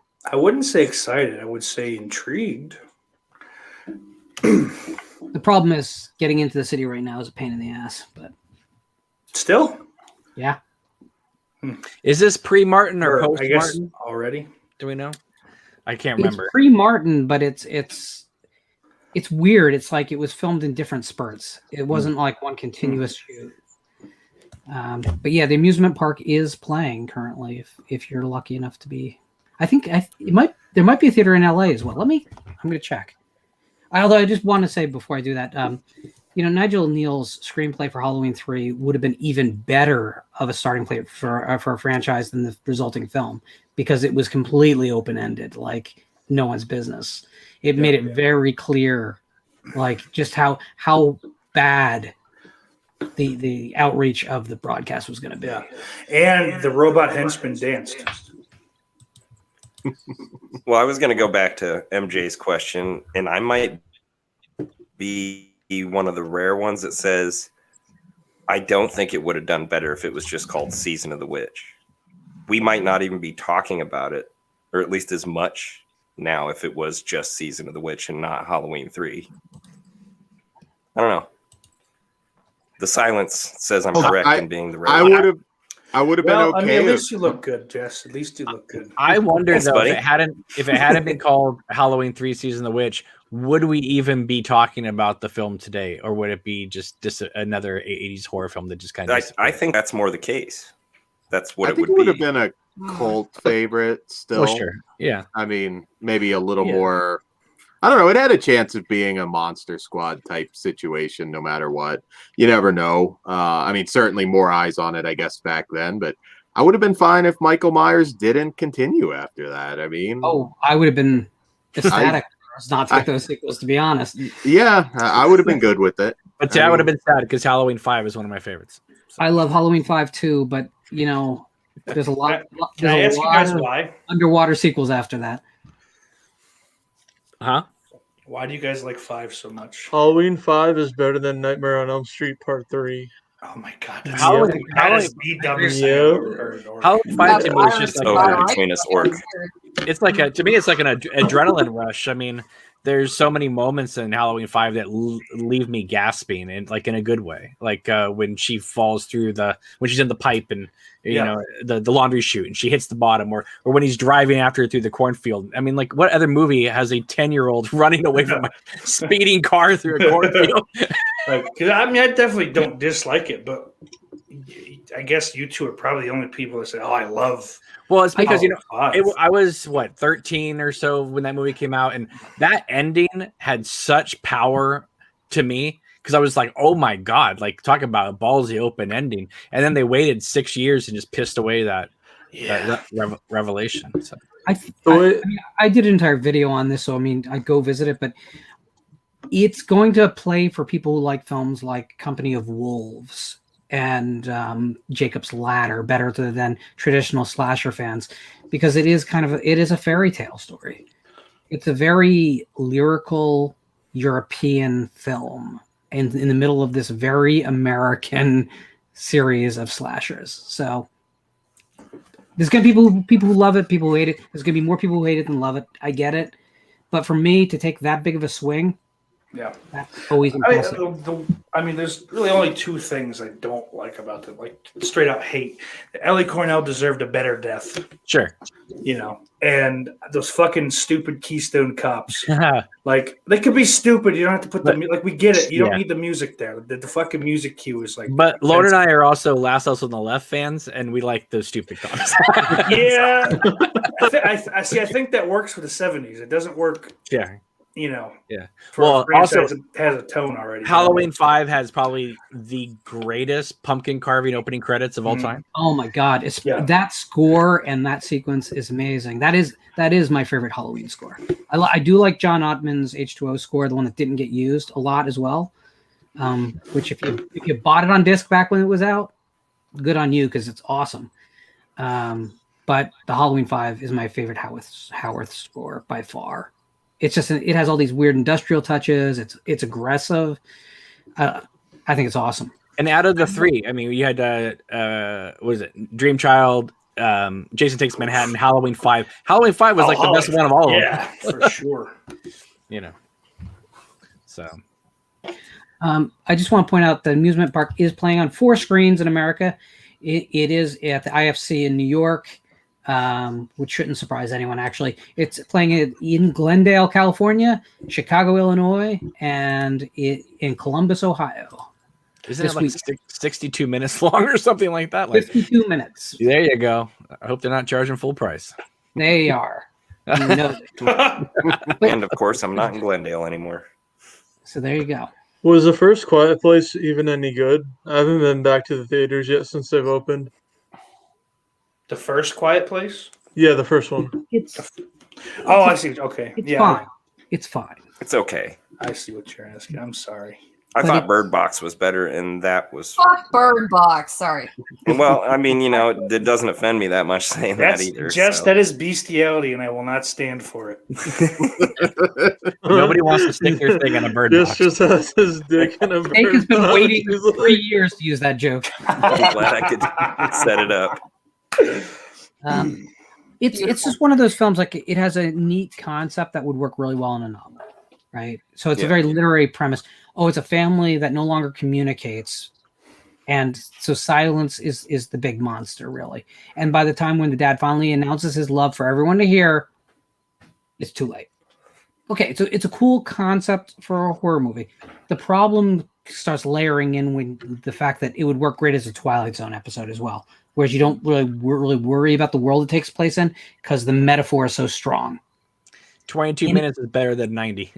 Yeah, as a 96 or 98 minute movie, it really stretches the credibility of its concept, and it gives us too much time to consider the world it's in. For me, I'd like to take a quick. And then there's that nail to shout out Akron, New York, where they filmed some of both movies. I actually used to shout out. There. I used to work. Shout out, New York. I used to. You want to talk about credibility of a plot? We know we got our third remake of Pet Sematary coming out soon. So Stop it. It's a sequel to the remake. Oh, okay. Oh, and it's all about the Wendigo. Oh no!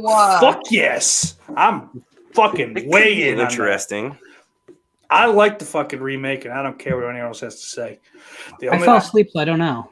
Oh, buddy, you gotta get that epilepsy under control. I fell asleep, so I can't. It might be great, but I'll probably never know. But yeah, especially if it's gonna focus on the Wendigo, I'm fucking totally sold already. Just won't watch any of the trailers for it. Yeah, agreed. Well, it's being made for Paramount Plus, though. Oh, there you go. Well, my sister pays for that, so fucking A. They're trying to find what franchises they have a clear road to use to try and get people to the service. The same way Warner Brothers has been very obvious about. Oh, you don't think Paranormal Activity is going to drive everybody over there for the?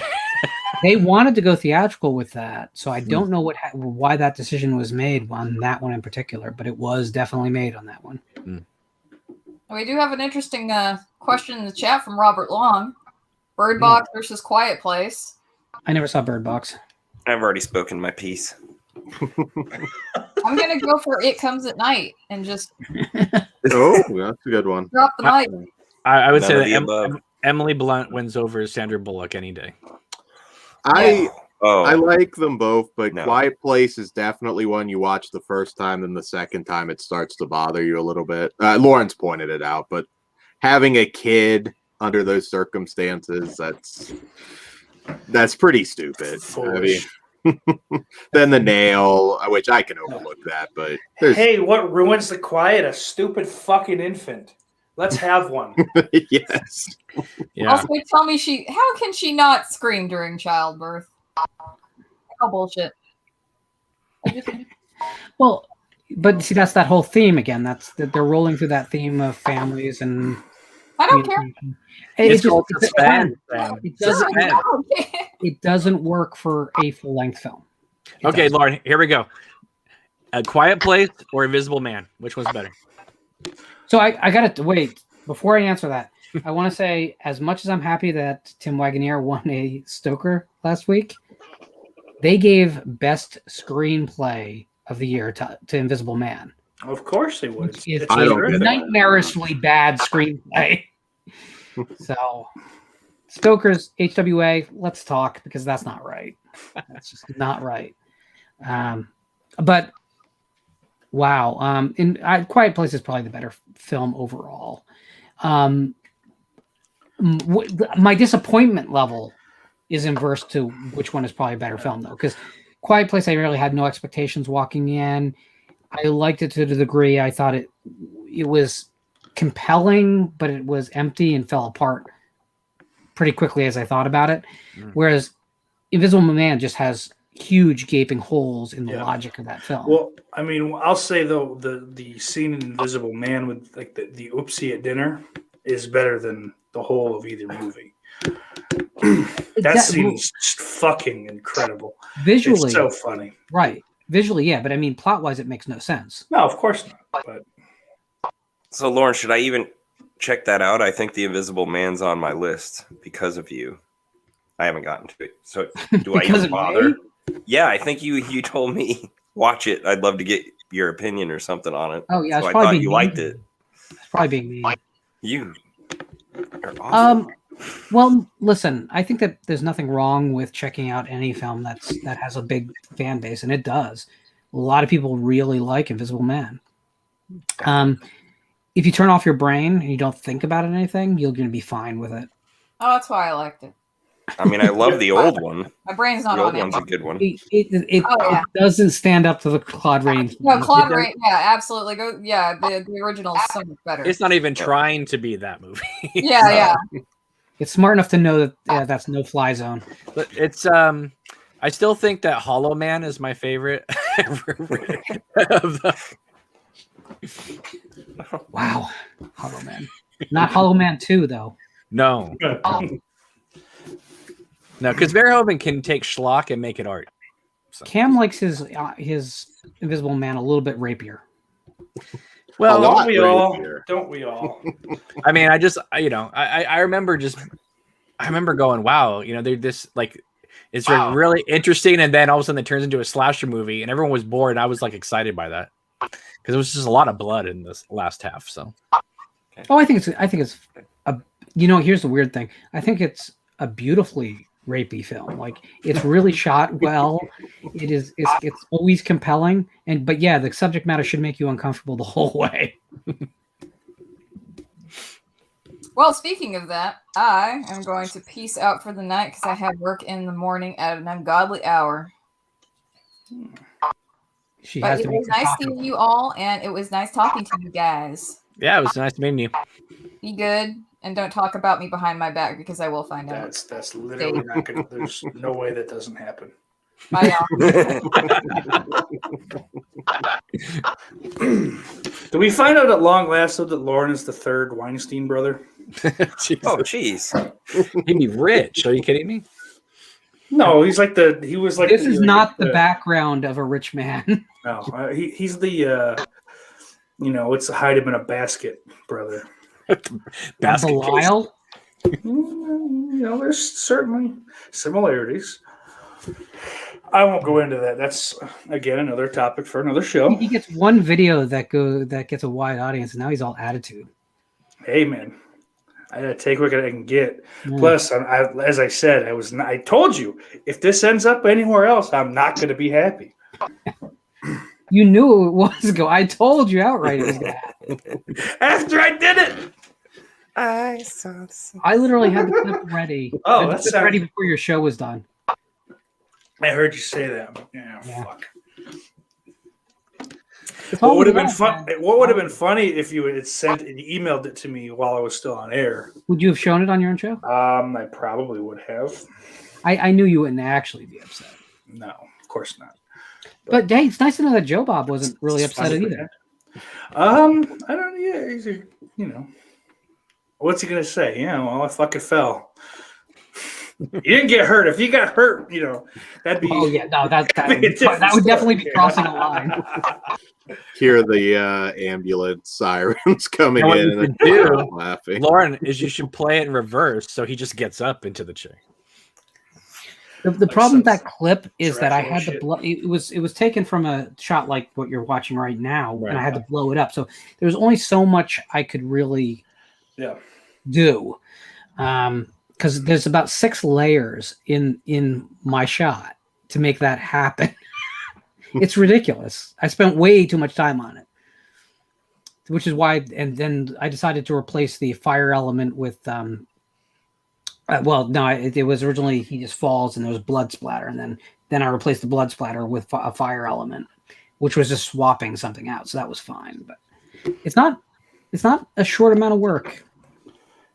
It tells you how much time I have on my hands. Yeah, Hey, Lauren, I got to dip out too. Thanks for doing the community show. He's got to go pick up more high C.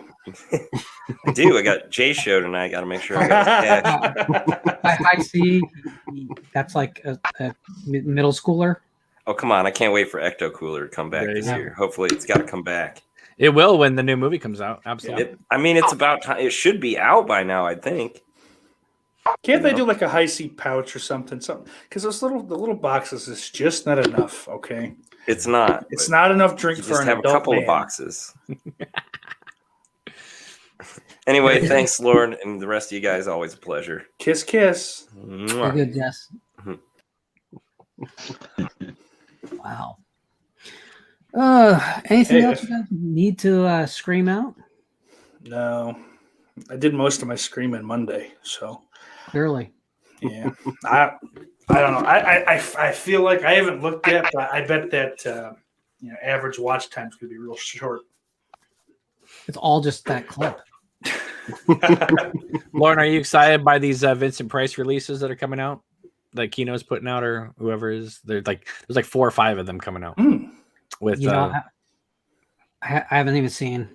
Okay, I'll have to send me your way, or I'll. Oh wait, is Last Man on Earth one of them? That's one of them. Yeah.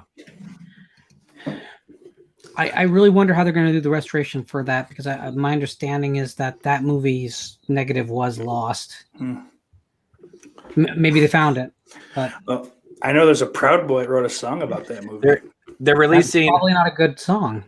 One of them they're releasing is Tomb of Lygia. Oh yeah, the Poe adaptation. It's not really a Poe adaptation after the first 5 minutes, but yeah. They're doing The Raven, The Comedy of Terrors, and Last. So it's all the AIP stuff. Yeah. Okay. Am I excited? No. Will I be excited if I look and they did a great job? Yes. Yeah. But these are not things I'm going to pre-order. I'm definitely going to need to hear what they did, especially with. Listen, the '60s, basically second-run theater market. They didn't care about those films. They put them out to make money quick. They didn't think they'd have a value 70 years later, 60 years later. So if they're not going to look any better than the existing DVDs, how excited should I be? Even those Universal, those Scream Factory Universal sets, some of those transfers are no better than the existing DVDs. So did I buy every one of them but the 6th volume? Yeah, I did. But should I have? That's an open question. Except for volume 5 because of Captive Wild Woman. That's my heart right there. Aquanetta. Well, first 2 times Aquanetta. But she was ran out of Hollywood, wasn't she? She was she got cornered in an office and left and never came back. She was still under contract. In fact, she signed with Monogram and never made a film for him. No. You know that? After the years spent with Universal, and basically she prevented herself from getting sexually assaulted and it got her blacklisted from the company. She took a long vacation in Mexico, came back, and Monogram offered her a deal because that was right down their alley, right? A former Universal star. Yeah. But she had script approval, and she never approved the script, so they released her after 4 years, not making a single film. Did she ever put out an autobiography? Because I've always heard she's got kind of an interesting. No autobiography, but she did write a book of poetry. Yeah, right there. Oh, nice. And my copy. Oh, that's awesome. Is signed not to me. You scribbled all over it.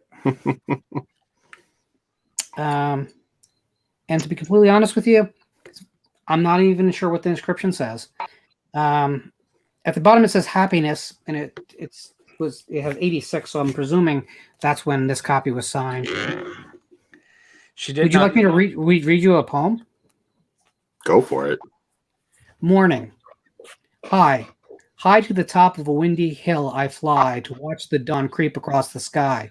She comes almost reluctant to sweep the veil of night away, and yet she must, for it is who unfolds the light of day, slowly fades the tinted tones of gray, to be replaced by the lovely shades of blue.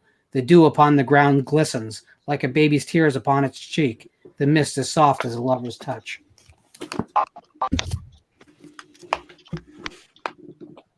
There we go. What could have been? She did not smoke, drink alcohol, tea, or coffee. That's true. And she gave a bunch of contrary stories about her lineage just to confuse. She believed that no matter how she was pigeonholed, it would be used against her as far as her race. So she kept giving contrary versions of it. I thought you were going to say the Chinese were after her. Hey, she's in a bunch of local Arizona TV commercials because her husband at the time was running for governor. Yep, absolutely. And there was an off-Broadway show called Aquanet that ran for like, I don't know, 3 months or so. I never saw it. I was unaware of it, but it's always fascinating getting to talk with somebody from that era of film, which is not really any left, sadly. But when I worked with Conrad Brooks, that was like my favorite thing. Just some of his stories of Hollywood at that time. I never got to meet Aquanet, though. Either did I. That would have been a dream. That's why I got to get up to Barbara Steele. I got to make that happen. Yeah, Chiller. I got to see her. I don't know if I've seen her pop up in a while, but I think you might still get a chance. She looked great. I mean, of course, it's been a little while, but she was on my wish list. I never met Christopher Lee, which I really wanted to. Paul Nash, he killed me because he did some conventions, but I got to meet some. He did the Florida convention, Spooky Empire, yeah. Like 3 times, right? That was his thing. He did that. I think he did a Chiller, if I'm not mistaken. It just wasn't a time when I was going. Chiller was always tough for me because it's so claustrophobic. Oh, extremely so, and it's gotten worse. The fire marshal shuts it down half the time now. Which, if I'm locked out of my hotel when I've paid that kind of money, oh man, I just can't do that. I'd just be fuming. I can't believe how big of a renaissance Christopher Lee had in the 2000s. I mean, between Lord of the Rings, Star Wars, showing up in, even in the, was it the Wicker Tree and all that stuff, right? I mean, like, the guy got around and was doing that heavy metal band. Tell me when Christopher Lee had a dip in his career, though, because I can't find it. Like, the dude was amazingly consistent. There's some portions in the 80s and 90s where it was a little. I mean, he was doing stuff like Jocks at that point. But I mean, yeah, you can't look at that guy's resume. It's amazing. I mean, who stayed relevant that long? Taught Errol Flynn to sword fight. Yeah. Now that's a man right there. he kept going up to the end. He was in like Season of the Witch with Nicolas Cage and The Resident, one of those with the newer Hammer films with Hilary Swank, and yeah, he kept going. Really interesting guy. You a Christopher Lee fan, MJ?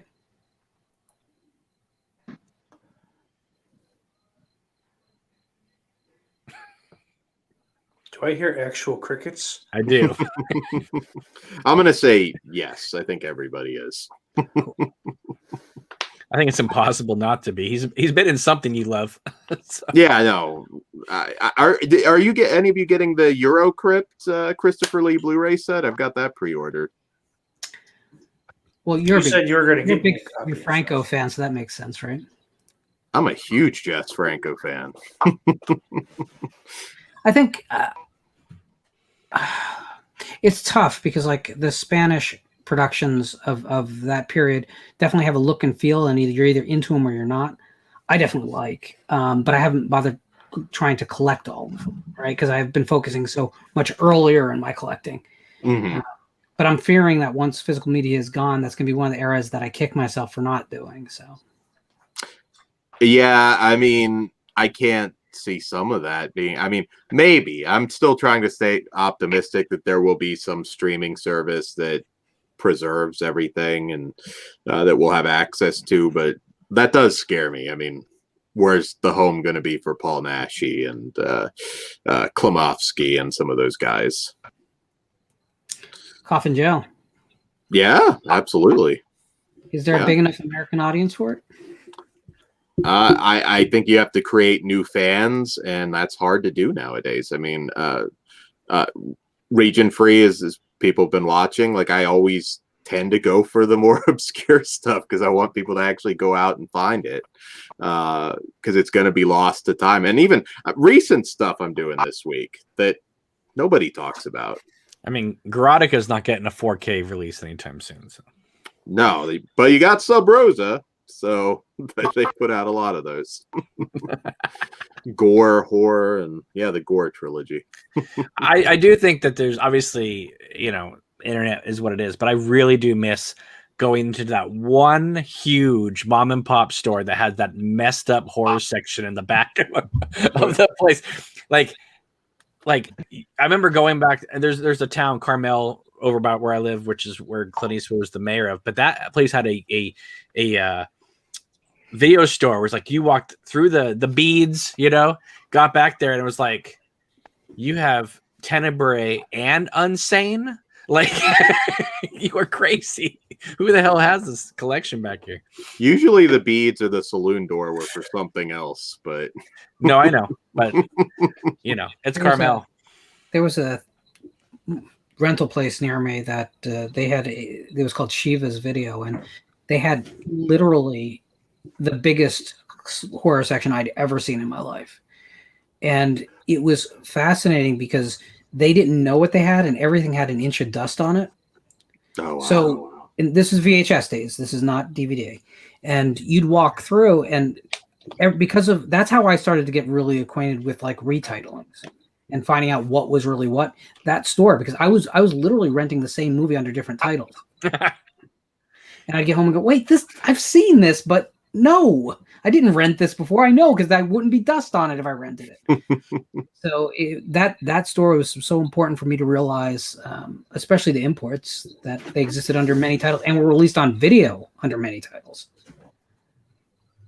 I miss that, because even though it was a big waste of money, on the other hand, it really was like the proof in the pudding of like how varied the genre really has been. I like pudding. It's an adventure. You never knew what you were going to get. I mean, I wish I could recapture that feeling of going into Sunburst Video, which was my major Ma and Pops, and just that massive horror section, and everything you picked up was going to be the best thing ever. It didn't always end up that way. For the most part, it didn't. But were your video stores the ones where you took the boxes to the front counter, or you had to like take the little number or something they had on, because there'd be like 5 copies and you would take the little number up there? I've done both, but Sunburst was always just the empty, and then you'd get the plastic case. Right. My local spot had a fucking really clever name. You know what it was called? Blockbuster. Home Video. To the point. Yeah. It's beautiful in a way. Rented Shrunken Heads many times. When I was in college, the nearest video stores, obviously they had Blockbuster, but they also had Blockbuster Music right next to me, and they would carry like the new releases, and that's where I would go to get all the stuff, because everyone went to Blockbuster to rent the movies, and then I could go to Blockbuster Music and get all the. That's where I picked up Suspiria widescreen, like on VHS back in the day, and I couldn't believe it. Some of those movies were selling them off for 99 cents. So I don't have it. That I know it always seems like I can just reach to my left and pull out whatever I'm talking about, but today I just actually received a copy of the movie Darkness, which I like quite a lot. And I know don't, but starring Anna Paquin. It's an underrated ghost story, I think, with a great final act. Darkness is. But Charlie Murphy. I bought another DVD copy of it because I bought an ex-Blockbuster copy in the Blockbuster clamshell. So I needed that for my, physical media collection to prove that era existed. And it's just so amazing to see those boxes now. And I'm not even nostalgic for Blockbuster, really. Like, I love the mom and pops way more than Blockbuster. Yeah. but I'll take them. Yeah, well, I kind of like really wish it was still there, even though they did kill all the mom and pops in my area. But man, that's have a video store would be so amazing. Yeah, I'll take whatever I can get. I am going to a bookstore that apparently exists, Liberty Books, tomorrow. That's my trek. So there's not a lot of those either. No. We need all this stuff back. It's funny. The vinyl renaissance should have taught us that people want culture as physical objects, but I think it could go away and come back, which I think there's a possibility. Look at vinyl.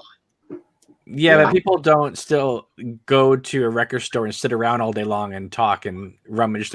I used to go to Laserdisc stores, VHS stores, and just like sit there for hours and talk to the people behind the counters, and Oh, that was part of it. Yeah, the social aspect definitely was but a part of it. You guys know what I'm talking about, because you'd make friends with them and then they'd call you up going, we got him in a week early. You want to come? You want to be the first one to get taken home?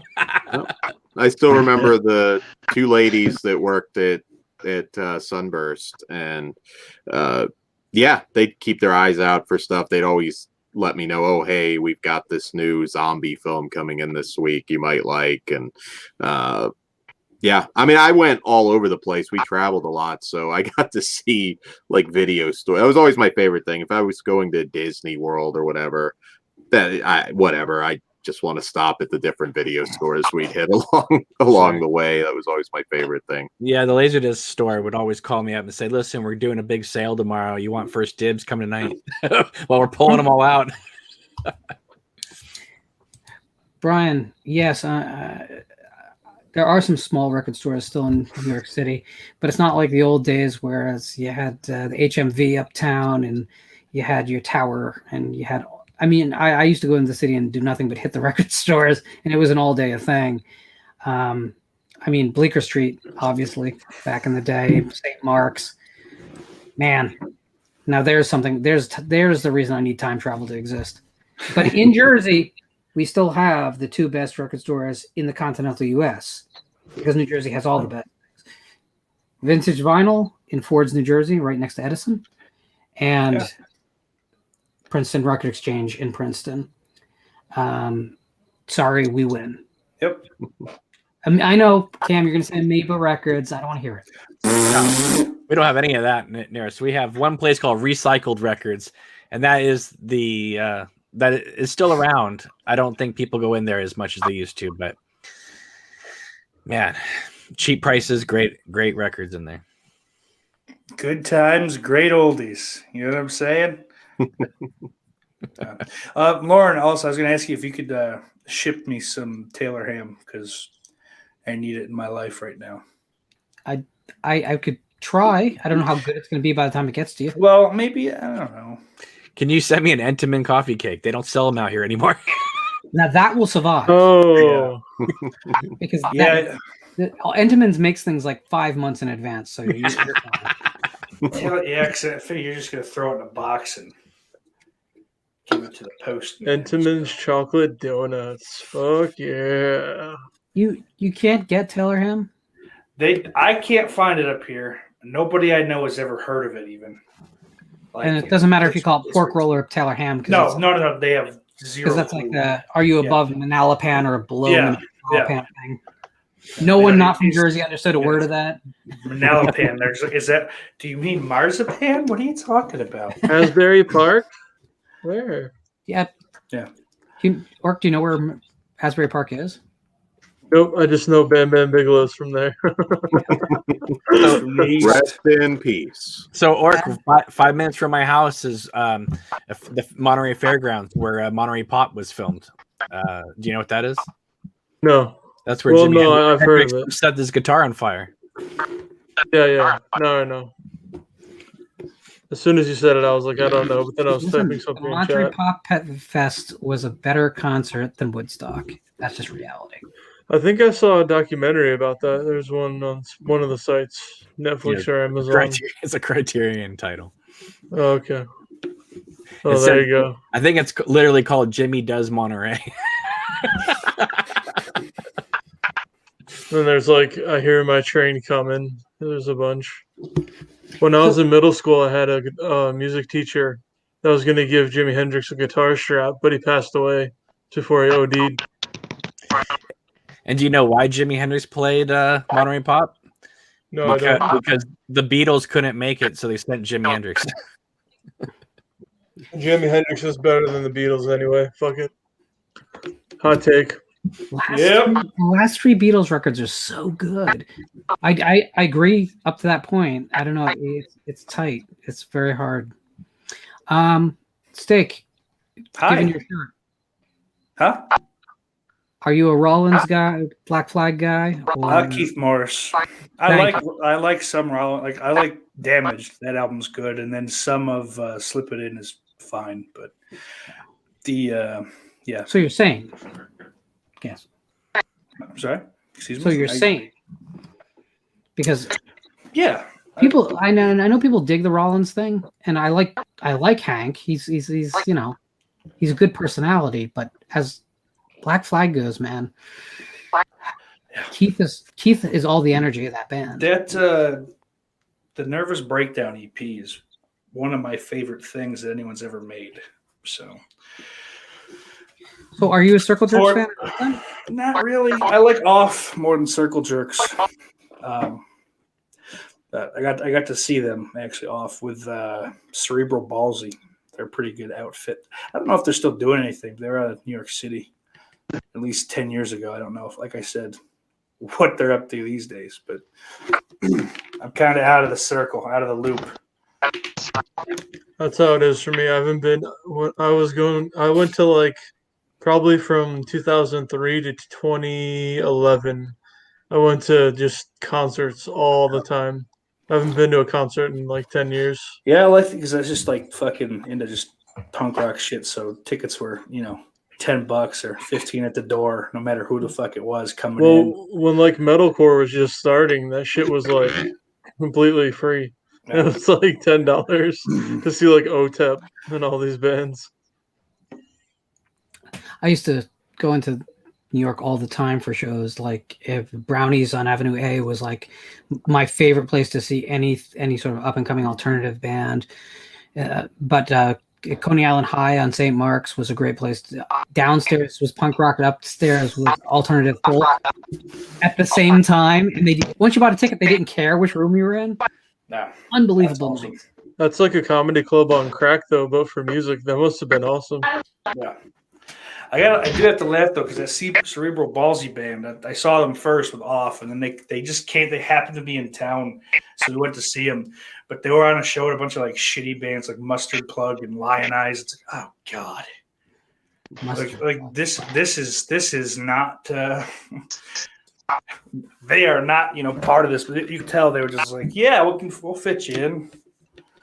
No one cared, and then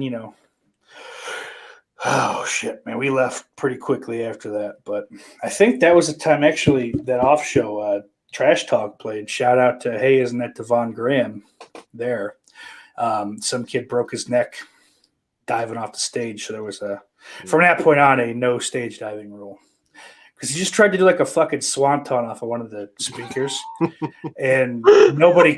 He was not fat, but he was just like a big solid dude. So everyone's just like, and he just hit the floor. Swanton. You were like this, Jeff Hardy, and everyone's just like this. They're just like. No. Just Sting, go to the finish. Yeah. That's an obscure reference. I'm sorry, non-wrestling fans. That's funny. I got it, though. I appreciate that. There you go. That's what I appreciate about you, Dan. All right. Well, I think we're going to close it down at the 2-hour 45-minute point. Because this is already longer than I've gone, and I can't tell you how long because I'm an old man. Yes, you are. I am. I'm not disturbed by that. Jay's really old too. Well, Jay's going on soon, I think. Probably an hour and 15. Yeah. Cameron, grant me a wish. I'm not sure why we have multiple MJs, but I feel I don't want to wish anything with you rubbing yourself. Oh down. yeah, that's. I have no idea. That's crazy. Oh, whoa, okay. Well, you just merged into one, so we're good. You did the amoeba thing in reverse. So I want to thank everyone out there in the chat for hanging with us today. Ben Grimm, Jay the Stingray I think just got here. Ben Grimm, Robert Long, Jamie, Ryan Trash, Cliff Booth, Big Crack Rock, Daily Ghost. Everybody loves Big Crack Rock. Everyone does. Jeremy Renner. There you go. Wow. I thought he was canceled, but apparently he's still with us. Who else? When you get canceled, you end up here. Am I a repository of canceled souls? I loved you and Dahmer. Yeah. So tomorrow night, Region Free does return with a impressive cast. Special guest Kevin Spacey. I encourage all of you to check that out. If you haven't subscribed to this channel, please do so. Let's go around the wheel here. Dan, what's going on in the Flesh Wound world? Flesh Wound features. We have a lot of Vinegar Syndrome stuff up and coming up with the sale, and of course Region Free tomorrow as well. So, yeah. Orc, where are you at? I'm at right here, boy. Hang on 1 second. My 6 is broken on my keyboard. Orc, when's your next Twitch hot tub stream? Whenever I can afford to get an indoor hot tub, and then computer set up, and then just ride a banana. So Friday, an inflatable banana. So Friday, and then right like when someone drops like $1,000, write their like name across my head with a magic marker. Yeah. That was oddly specific. Hey, I've been watching them. You know, it's the month of May. Yeah. That's It's why. funny. That's why you stopped. That's why you stopped contributing to my Patreon. You're going over there. No, I'm contributing still. What are you talking about? Oh, you are? Oh, okay. Yeah, I am. Okay. Check that shit, son. He no longer thanks at the end of the videos because he thought you gave up on him. Well, usually I'll go on my email and it says Orc has retracted his contribution. I give $1 to everyone that I support on YouTube. You know, before the titty streamers, they get Dubai princes. They got a guy. He's got his sandals on. Comes out and sits at his. He's got like a 90-inch TV. Lisa, baby. I'm honored that Flesh Wound Features beats out the titty streamers, Orc. You warm my heart right now. Yep. Yep. Definitely.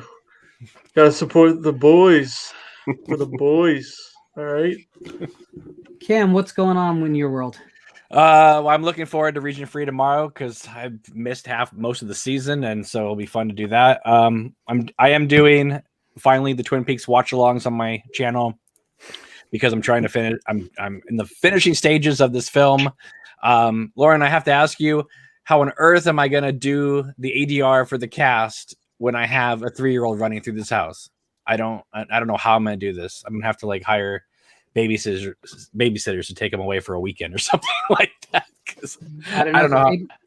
ADR is going to be tough enough because, I mean, there's a reason that voice actors work. The same voice actors get used on all animated features, right? Because it's tough.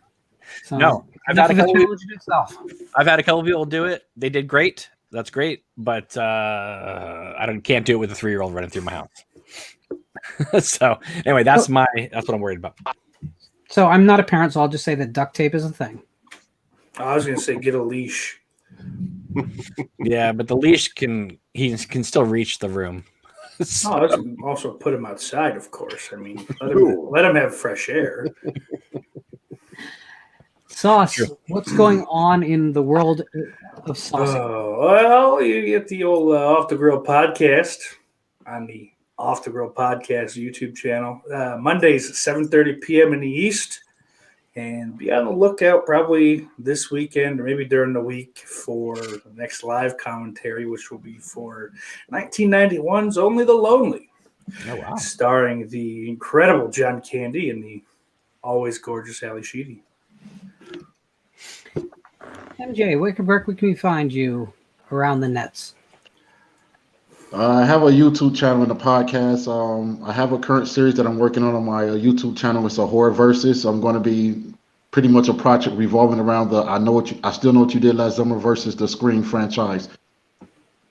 Cool. Excellent. What's the channel name again? Let's Talk for a Minute.